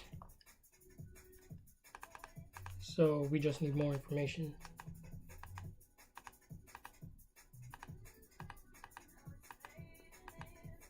Okay, so we pushed above this one a little. We're approaching this one. We started the new week, and we have a bullish week. We started here, close here. It's a bullish week. Things can be back on to go to the upside. So let's just stay tuned. Let me push this support forward, because that is a key area. So with all these orders building up here, we could see some type of dive below. We'll look out and we'll see what happens.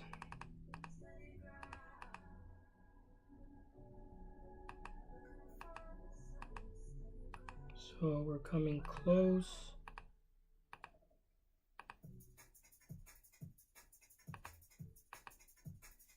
Okay, hold up. We have a very tiny support, the start of the swing here. We have a lot of support in this area. We collected quite a bit, I'd say. Let's look to see if we have an area. If we push to new highs, then we have to just update the fib, but we've made like a more of a 50% decline, so we can update with that. Take entries at both of these opportunities.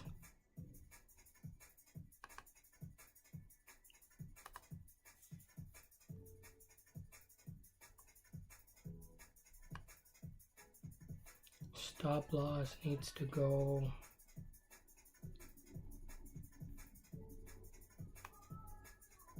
there. We can still target the highs. Same thing goes for the 161.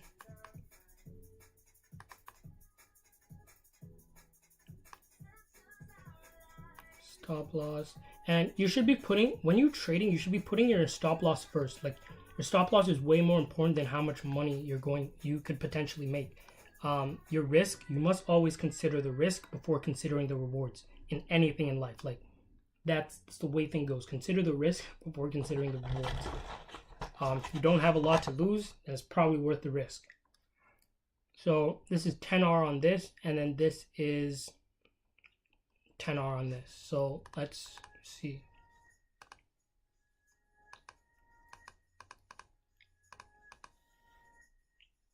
Okay, so we ticked into the first one.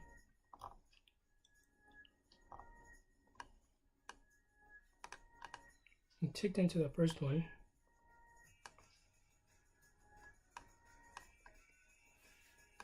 Let's see how it goes. Okay, so we did this. We went past the 1 from our actual entry swing that we measured. So I'm gonna move the stop loss to break even, like just above break even, because we passed the 1. Okay, makes some sense. Now let's keep going through. Okay, so we passed the 50. How much pips are we actually up? 117. So let's move the stop loss up a little more to the 1, to, yeah, just under the 1.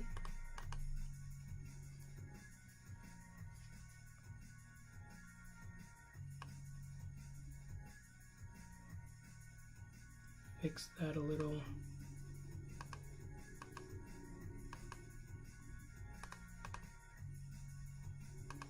Oh shit.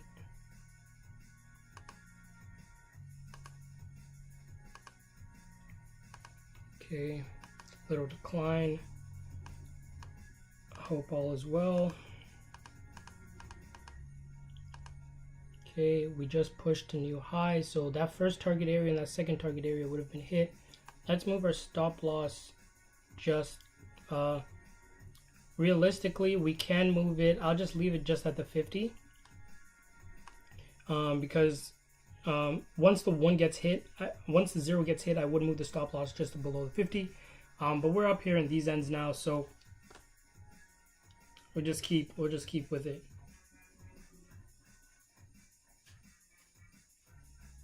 We'll just keep with it until we let's see where the next level is. Okay, let's actually break this level before we lock in more.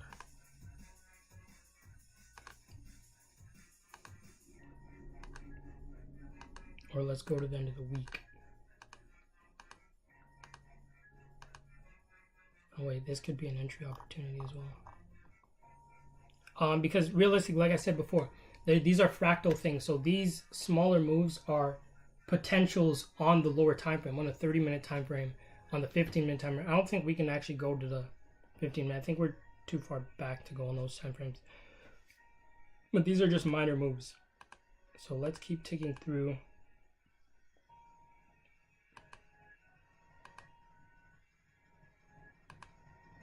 Okay, these are actually potential moves. Let's see if we are...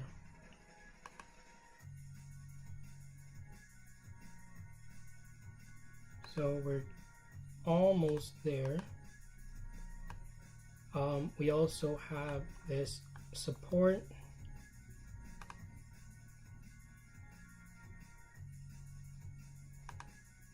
So realistically, this is what everybody does before they go into the market. You build a case, you build reasons for getting into the market, whether that is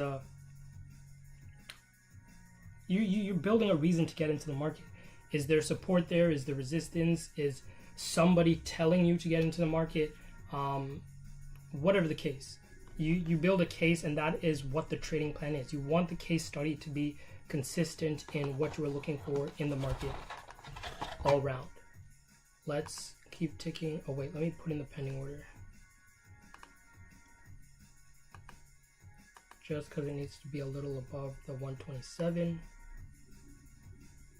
And we are currently still in this one trade, which is above break even, so we wouldn't lose that much on it. We wouldn't lose anything at all. And the stop loss down here, so that is risk 1 for 5. We can do that. We can do that.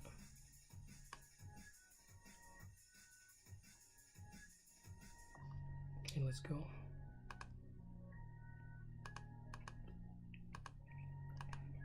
So takes off without me, comes back, takes me in.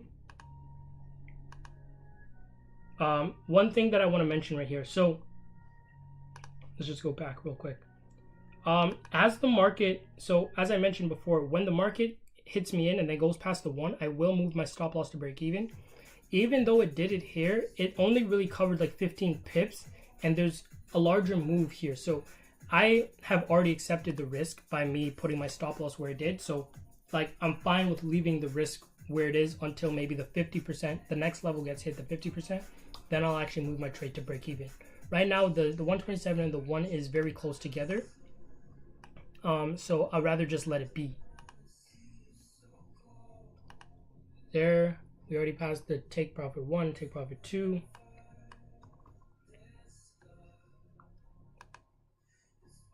And this one is still active, so yeah, I can move like my stop loss. Let's just do right here. We couldn't still dive into this area actually.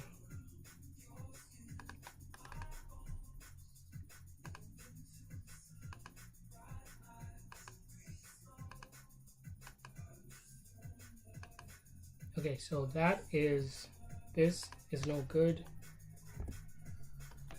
This one was 9.9 R, call it, and this was 5 R, call it. Okay, and that is, this one didn't activate.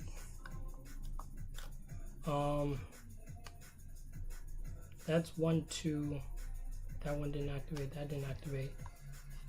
1, 2, 3, 4 trades. Let's tick through. So we actually hit this resistance. Let's tick to the end of the week and then have a look at that.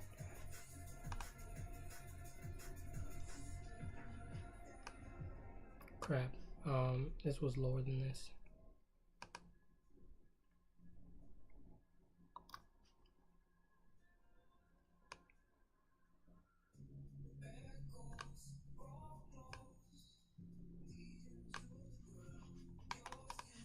Just like that.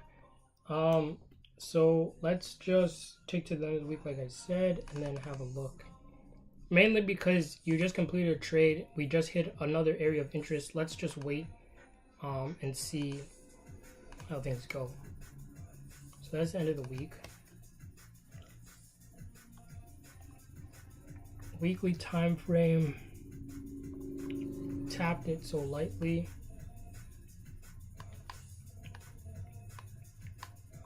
We still have these higher zones up here that we can interact with. I will add another here.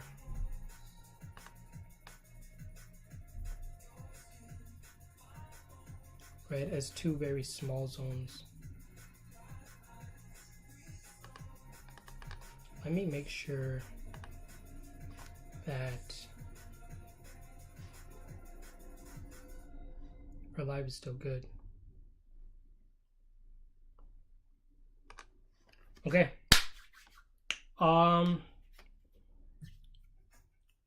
Let's go back to the lower time frame. So yeah, we have these areas which we can run into. Because of this major area as a 127, we can still look for major targets up to the upside.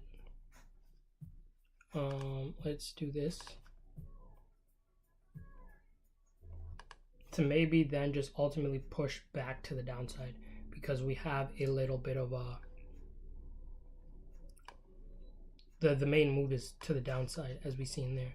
There's more of a intermediate, just a smaller time frame, because we've seen the larger view of things to the downside, and then the shorter view of things rejected the support.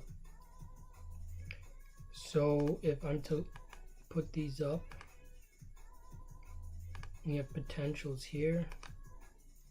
I think this has been almost 2 hours now. About to wrap this up. Just take a few more trades. So we have this, and then if we move our fib down to this area here, which is one of the last swings, we get some areas of interest right here. I'm actually going to make these green.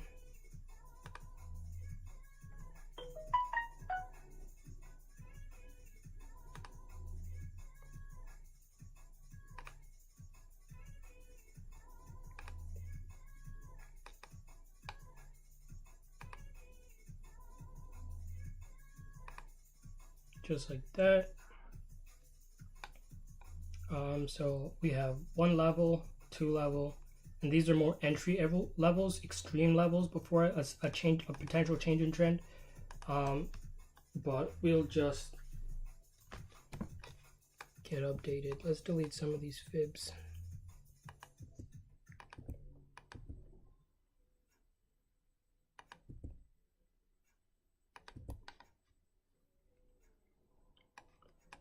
Yeah, so let's just see how we deal with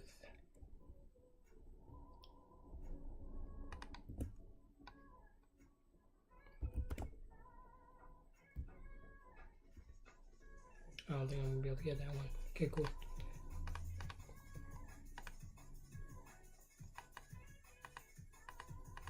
So one thing to take note of as well, this is a weekly time frame resistance at rep. So when we have higher time frame resistance, there's a good chance of consolidation at these areas.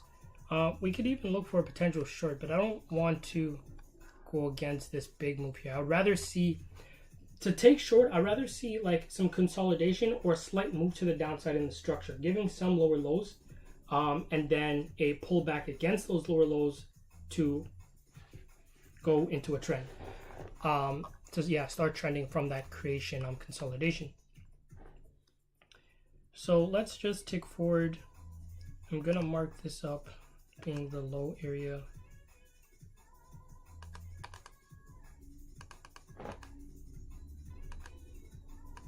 Right, I know there should be some orders around there. Oh wait, crap. We also have this very average trend line.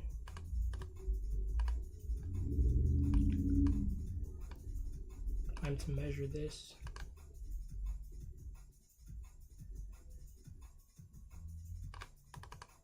We have a potential right here.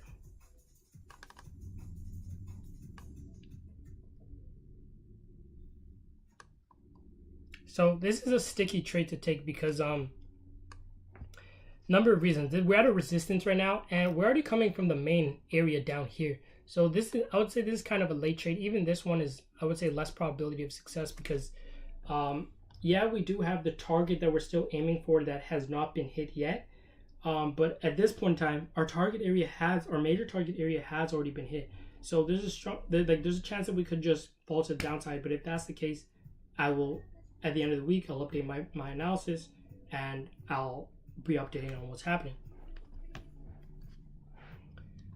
But yeah, so we can basically have it like this, which went for 3.2.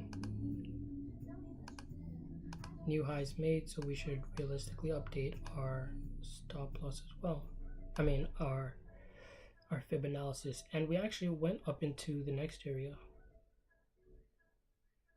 Okay, let's just go to the end of the week. So we're getting huge sell-off, which is the type of thing we can expect after huge moves, and we can also expect price to go into some sort of consolidation because there was just direction in the market. Weekly, boom, we popped off into there.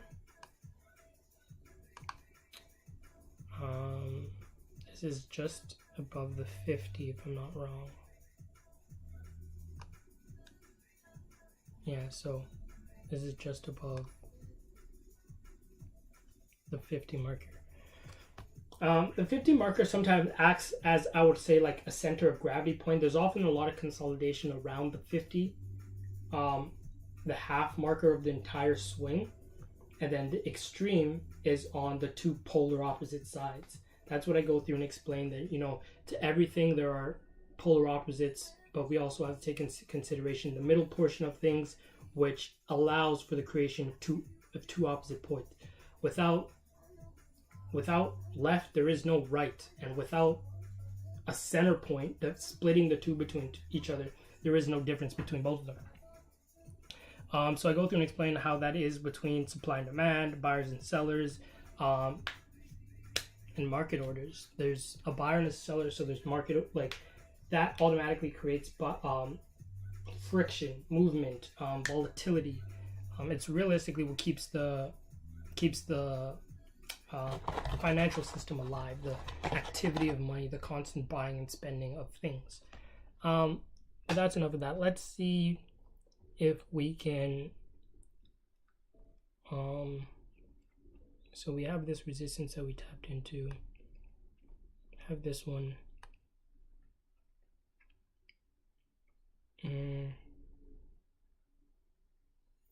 let's see, but so far we are still going up.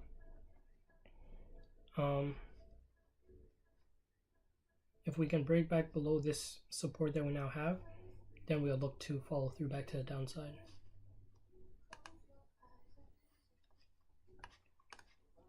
But at this point we need more information.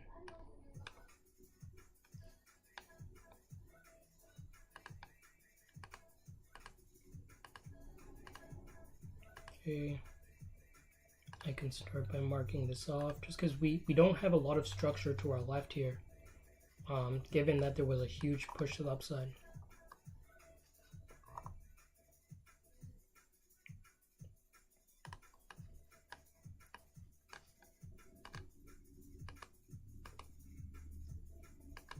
Okay, push to the downside.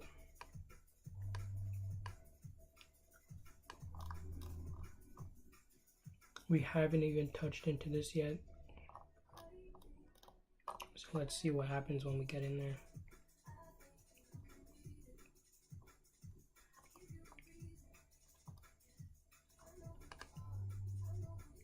Okay, so I'd like to see an initial push from it. If we can get at least that.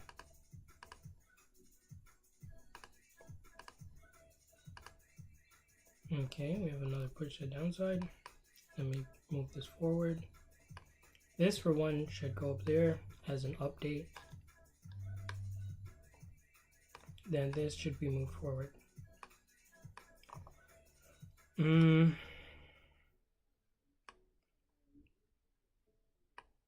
So this produces the potentials at,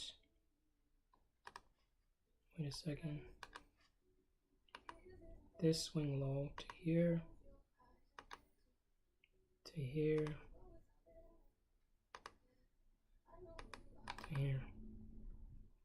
So we'll look for the potentials around here and see if we can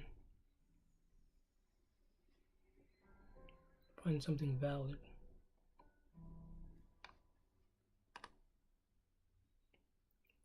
I'm gonna just set this pending order just in case we whipsaw down there. Stop loss gets put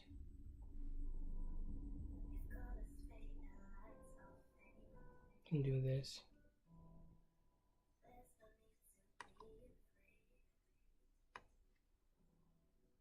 Take profit 127.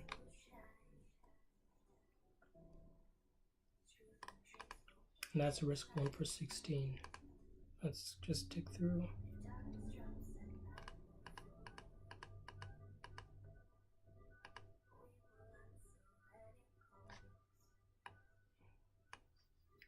We have some support building here, which is obvious.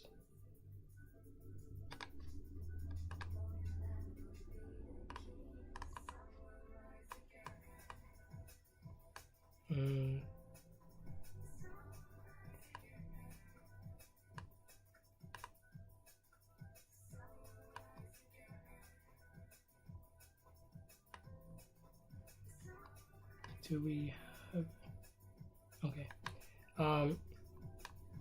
yeah, so got some support building. This is, I don't think this was a valid opportunity.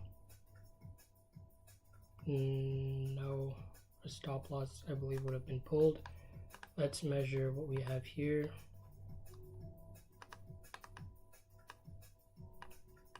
So we have this area, we're still going to keep that pending order in. Can do one at the 127, and stop loss needs to go here. Target can be, we could keep the higher swing target But in this case, I'm just going to do this for 1 to 6. That makes sense. And we are at the start of a new week. So we had a bearish week, extremely bullish week. I'd say this is more of just a cool off before we can see the uptrend continue. Yeah, okay, let's tick through.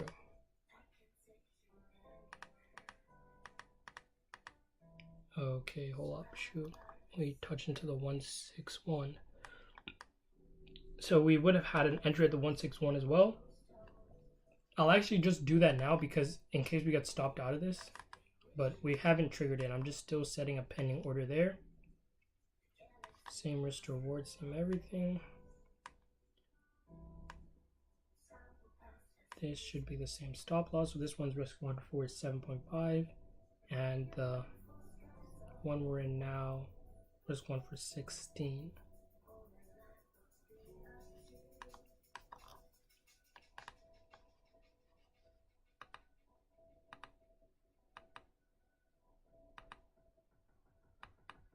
So we have like 3 pending orders here.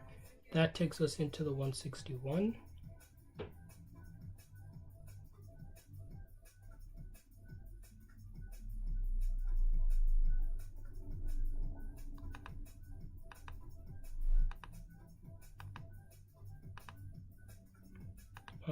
We can go through and break even on these right now. So that's gonna just move both of their stop losses to the 127 break even point. I'm gonna delete this because this just didn't get activated.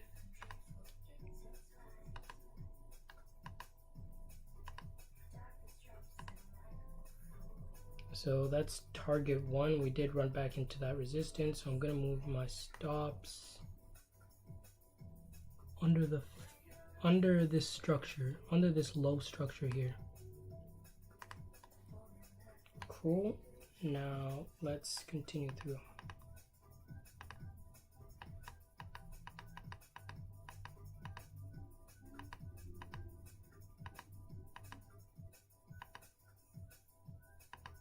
Probably seen room for another opportunity there, but because we have this break, I want to see another push above, then I can update my stop loss once again.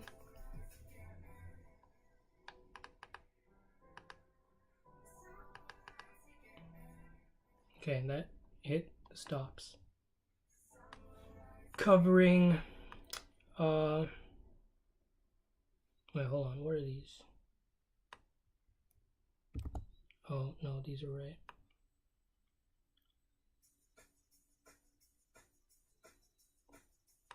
Covering a very small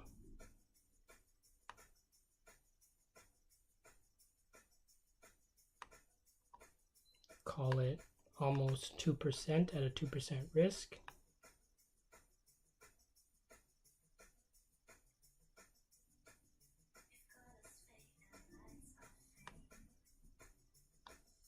And a call it a 0.3, almost just under 1%. So those I would call more break-even trades. And then just look to see if we have another setup. Let me delete these fibs.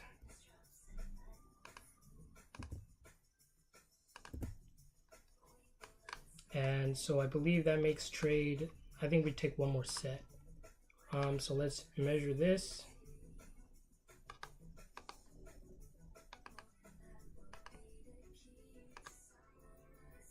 Provides potential here and potential here.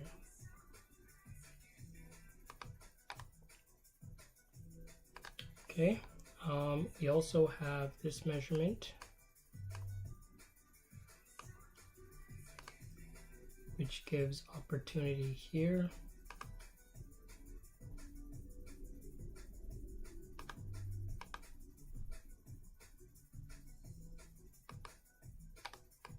We are just nearing 2 hours on the live stream.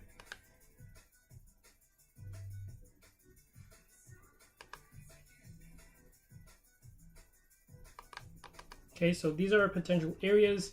So I could take a trade at all these. Now, we have this one that we're at right now, but we have more confluence on these two, and this one is the farthest of the extremes based on the measurements that we got. So I'm just gonna jump for the middle area and ignore, basically pass up on the opportunity of the first one, because we have more extremes down below. Like, there's more of a place that the more extreme means that more people can lose money, and that is a good thing to a winning trader, because you need your positions filled.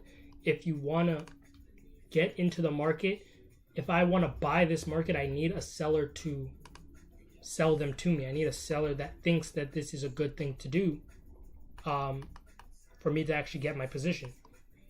That is why the fundamental basis of trading is market orders, and there's a constant flow between investors and price. I talk about this as well with just the effect of, with just the principle of cause and effect. So you generally have investors and price. Those are the two factors, right?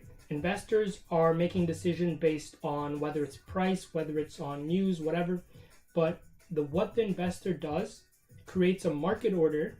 They actually put their money where their mouth is, and then that creates a market order and activity for the market to actually make a move. Now, like I said before, for that order to get filled, there needs to be a buyer and a seller. Yeah, let's take through.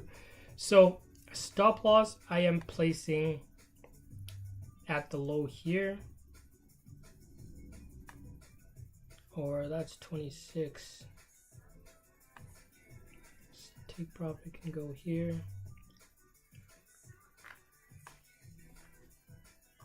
Where is the next low?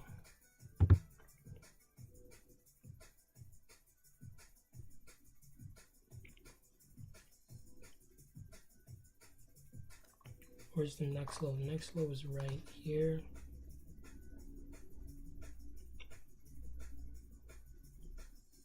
Go up. Right there. So, I mean, this is fair. We can do this. I just need to see if the risk reward makes sense. This is risk 1 for 13. Stop loss needs to be here. Take profit can go here, which is risk 1 for 8. So that's still not bad. And then I guess if we lose this first position, I'll then just place the pending order for this one here, because there should be a pending order there as well. I'm not trying to take up all the time in the world.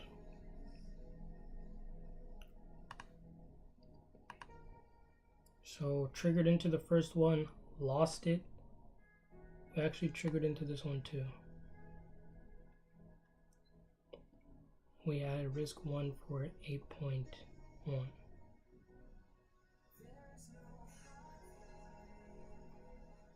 Something like,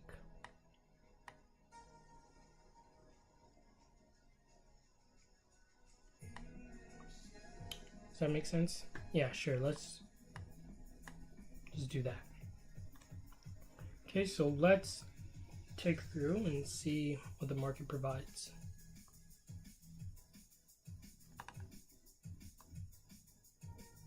And the first one was a loss.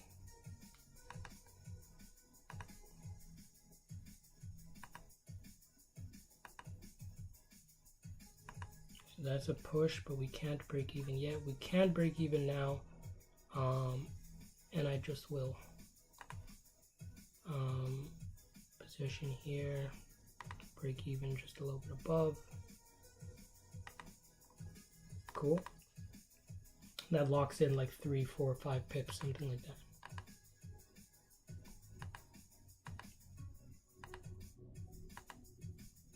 Realistically, I also could target the highs overall highs, but the 127 is the first TP based on this measurement, so this area is more likely to get hit than actually pushing all the way up there. Maybe we might actually have, well, we look at this resistance, we can look to see if there's a push to the downside, and then we can probably use that as a measurement, because we can use this as a measurement.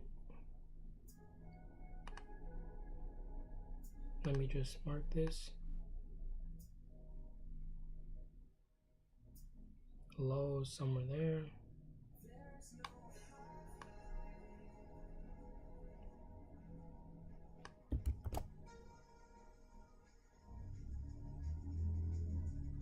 Come here, bruh. I should just zoom in actually.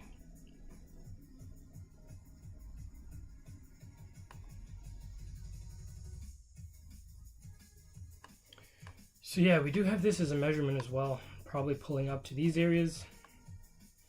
But I'd just rather do the 127, the first target area. And then we didn't pass the 50 on this, but we've already covered, so let's just move through. Oh, okay, we hit the stop loss on that. So we covered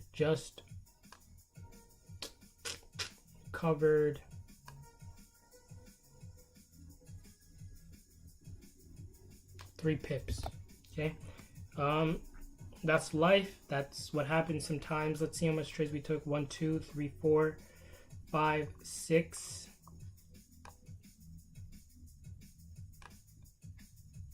7, 8.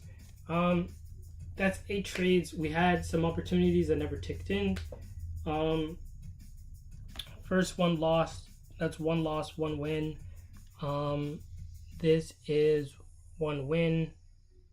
This is another win, so that's 3 wins, 1 loss. Then we have these 2 positions, which, because they were somewhat break-even trades, just above break-even trades, those still do consider wins. Like I always say, you have your trades, all trades should end in 1 of 4 ways: small loss, break-even, small win, or big win. What happens a lot of the time is a lot of the trades are small losses, break-evens, and small wins. Now, you want to just be able to survive in the market long enough for those winning trades to come through. Sometimes you will go through losing streaks, and then that will, that will discourage you. Don't let that discourage you. It's part of the trap of the market. Like, everybody's going through winning and losing streaks. It's up to you to just survive to take the next opportunity. That is why risk management and trade management is so important, because there are some of these trades where you can hold for too long and that will be a winner that turns into a loser, or it doesn't even have to be a long time. The price can move up maybe 100 pips and you were supposed to break even, or you were supposed to take a little bit of the profits on the table and you didn't, and it just comes back and hits your stop loss. That in a win rate scenario decreases the win rate. Do whatever you can to reduce the potential loss. That is why we're ultimately taking better risk reward. So if we win one trade, if we win one really good trade, like let's say this risk 1 to gain 5, basically the way I think about it, if I take this risk 1 to gain 5, I know I can go ahead and lose 5 more positions after this and I'll be break even. Same thing with this position to the left. It's a risk 1 to gain 10. That means once I win this, I know I can lose 10 more trades and I'll still be at break even, right? And there's a good chance that I won't go through and lose 10 trades in a row. Maybe a few trades might end up like these small wins, but at least that doesn't take a negative impact on my account. It's just to take better risk rewards. Seek the higher time frame.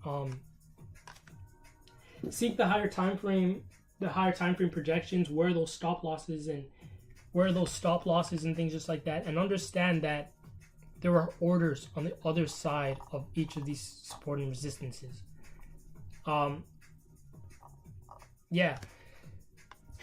And the whole thing goes into having a proper mental state. You must be positive about your trading situation. You can't be a perma bear. You can't always think things are going to go against you. You must make your decisions from a conscious, positive state of mind and not one of a negative bias. You can't count yourself out and hope to succeed. That's not how things are going to work. And basically through this, I go through and show how the market gets divided up into all of its principles, whether that is supply and demand, correspondence. I think we have it just right here. Yeah, so the market goes through like its gender profile. The market goes through direction phase and then creation phases.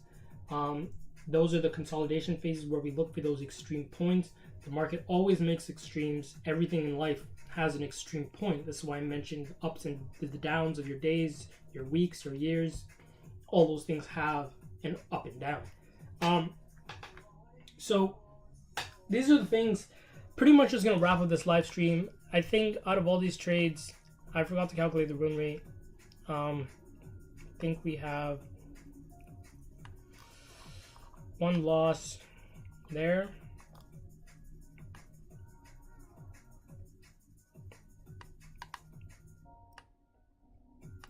One loss there. So 2 losses. 1, 2, 3, 4, 5, 6 wins. 2 losses, 6 wins. And 2 of those trades were small wins. And then we had 1 big win, 2 big wins. I'd say that risk 1 to gain 5 is a big win as well. Just because, you know, our minimum risk reward is 1 to 3. Yes, and then so we have 1 small win here, 2 small wins there, and yeah, 1, 2, 3 small wins, 2 losses, and 3 big wins. 1, 2, 3 big wins. So those are the things that you understand with your risk reward. Do you still have a positive win rate, or do you have a negative win rate? And then you balance that out with your risk rewards. Those are the 2 factors of like risk management that have to make sense. How much are you losing, and how much do you lose when you lose? I'm ending this on that note. Those are 2 powerful things to consider at all times. How much do you lose, and how much do you lose when you actually lose? Are there any questions?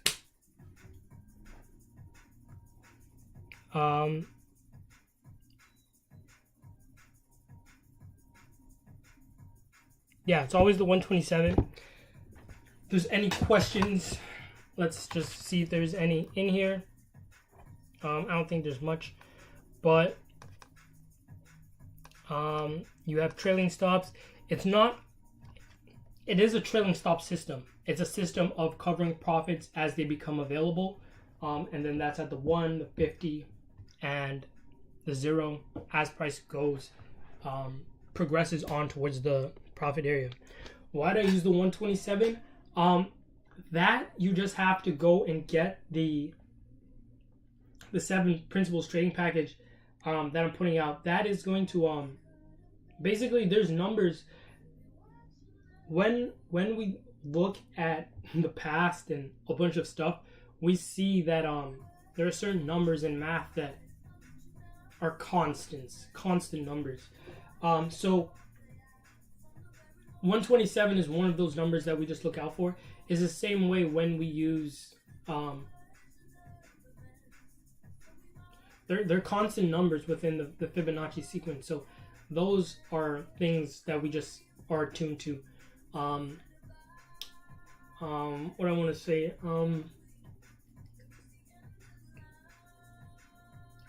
yeah, there's something called the principle of vibration, which is also the principle of mathematics, and that is partially why we measure the actual swing high to swing low, so we get an average, let's say, an average range by having that swing high to swing low, and either price is going to consolidate in between that range, or it goes above and to an extreme area, place outside of its comfort zone, outside of its what do you call it? Like it breaks out. So I think I can actually just show you. And there are no more questions in here. Okay, cool. Make sure you drop a comment down below, and I will go through and I'll answer any of the questions that you have. So as you see as well, a lot of these trades didn't get entered. That's life. Look for the next opportunity, right? And then the whole thing about this being fractal is you can do the same thing on lower time frames to fit your schedule. Maybe you don't want to take, like, look here, we took no trades in this week, we took no trades in this week, we took no trades here, 2, 3, 4. It's a whole month without trading. Can you live off that? Probably. Like, if that is not something you can live off, then depending on what type of trader you are as well, like, are you a full-time trader yet, or are you just still trading it part-time, working your job, all those other type of stuff. So that's just how that is. You have the creation state of the market when it consolidates, and then really we call this chaos. The way I explain it is like, this is the feminine principle. A lot of people think that like females are chaotic and all these different types of stuff, and there comes an extreme emotional point in these before things take off and then go into the representation of the masculine trend, where there is so masculine trend, order and direction, and then it ultimately goes into the feminine trend, where we actually are able to create the next direction for things to go in. It's important that you understand both of these ideas are needed. Like, both aspects are needed. You need the creation phase to have the direction phase. They also have this sort of cause and effect to them as well. And as you look at the different principles, you'll see that all of the principles are really the same thing with different perspectives. This goes into the principle of correspondence and the principle of vibration, because we have a feminine style of vibration, which is the consolidation over here, and then we have the male style of vibration, which is over here to the right. And basically, when we measure these will also give us our target areas. These will give us our projections of the 127 and the 161, where we can use for targets, or we look to just use the higher time frame resistance or support, whatever the case. But I'd say it's best to look for the opportunities within those consolidations, while price is making while price dips down to that extreme area, and set up pending orders. Setting a pending order really helps you keep the standards that you have. You know that I said I'm waiting for this to get in. I'm waiting for price to get here for me to get in, and if it doesn't get to that place, I'm not taking a trade. You shouldn't be hopping in early. Oh, I'm not sure if this is gonna happen. Look at some of these trades that I took that price came very close but didn't go in. That's life. That's life. You move on to the next opportunity, right? So you just need to make sure that you don't get swayed, and like I said, you have to make sure you don't get swayed into these things, because the market is set up in a way to lure you in, take your money, and continue onwards. I'm just gonna ramble on, but like,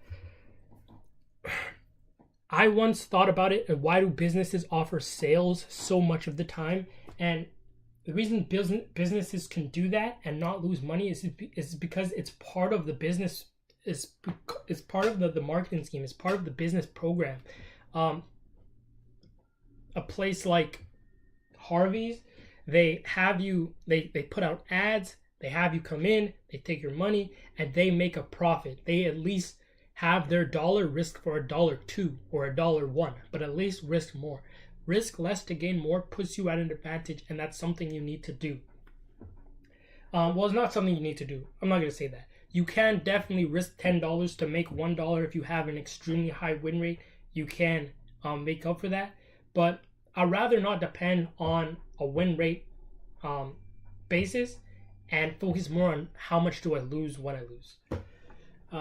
And last thing I'm going to draw here shows you the two parts to risk management. This is going to be such bad writing, but RM. So you have win rate,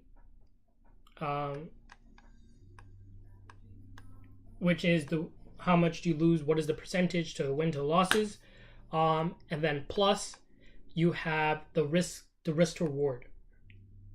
Okay, so how much do you lose versus how much do you win when you lose. And then those things give you your profitability factor, which needs to be a positive number.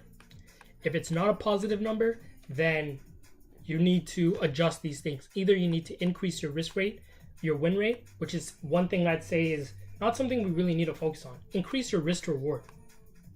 Increase your risk to reward.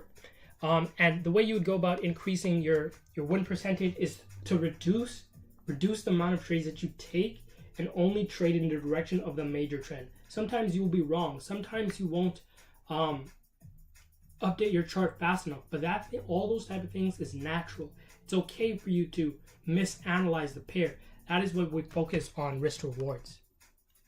So I can lose 10 when I take a risk 1 to gain 10 trade and I win that one. I know I can lose the next trades. I'm not going to misanalyze the chart for the next 10 trades. Even if I do, I'm break even. That's all I want to say. So I hope you guys for the next week have a good week trading. And yeah, this is live. So this is live, and we are going to, I want to do more live streams like this. As I open up some other things, I think it's going to be a great idea so we can just trade live and actually take these 127 trades and everything like that. But yeah, make sure you guys like, comment, and share this so someone else can learn some things. Understand that we have those extreme areas. Those extreme areas are very vital for good risk rewards on our trades. And if you want the inner details to this, you have to get the 7 principles of trading to really just understand the perspective on taking these trades. So that's it, guys. Thank you for staying tuned, and peace out and happy trading.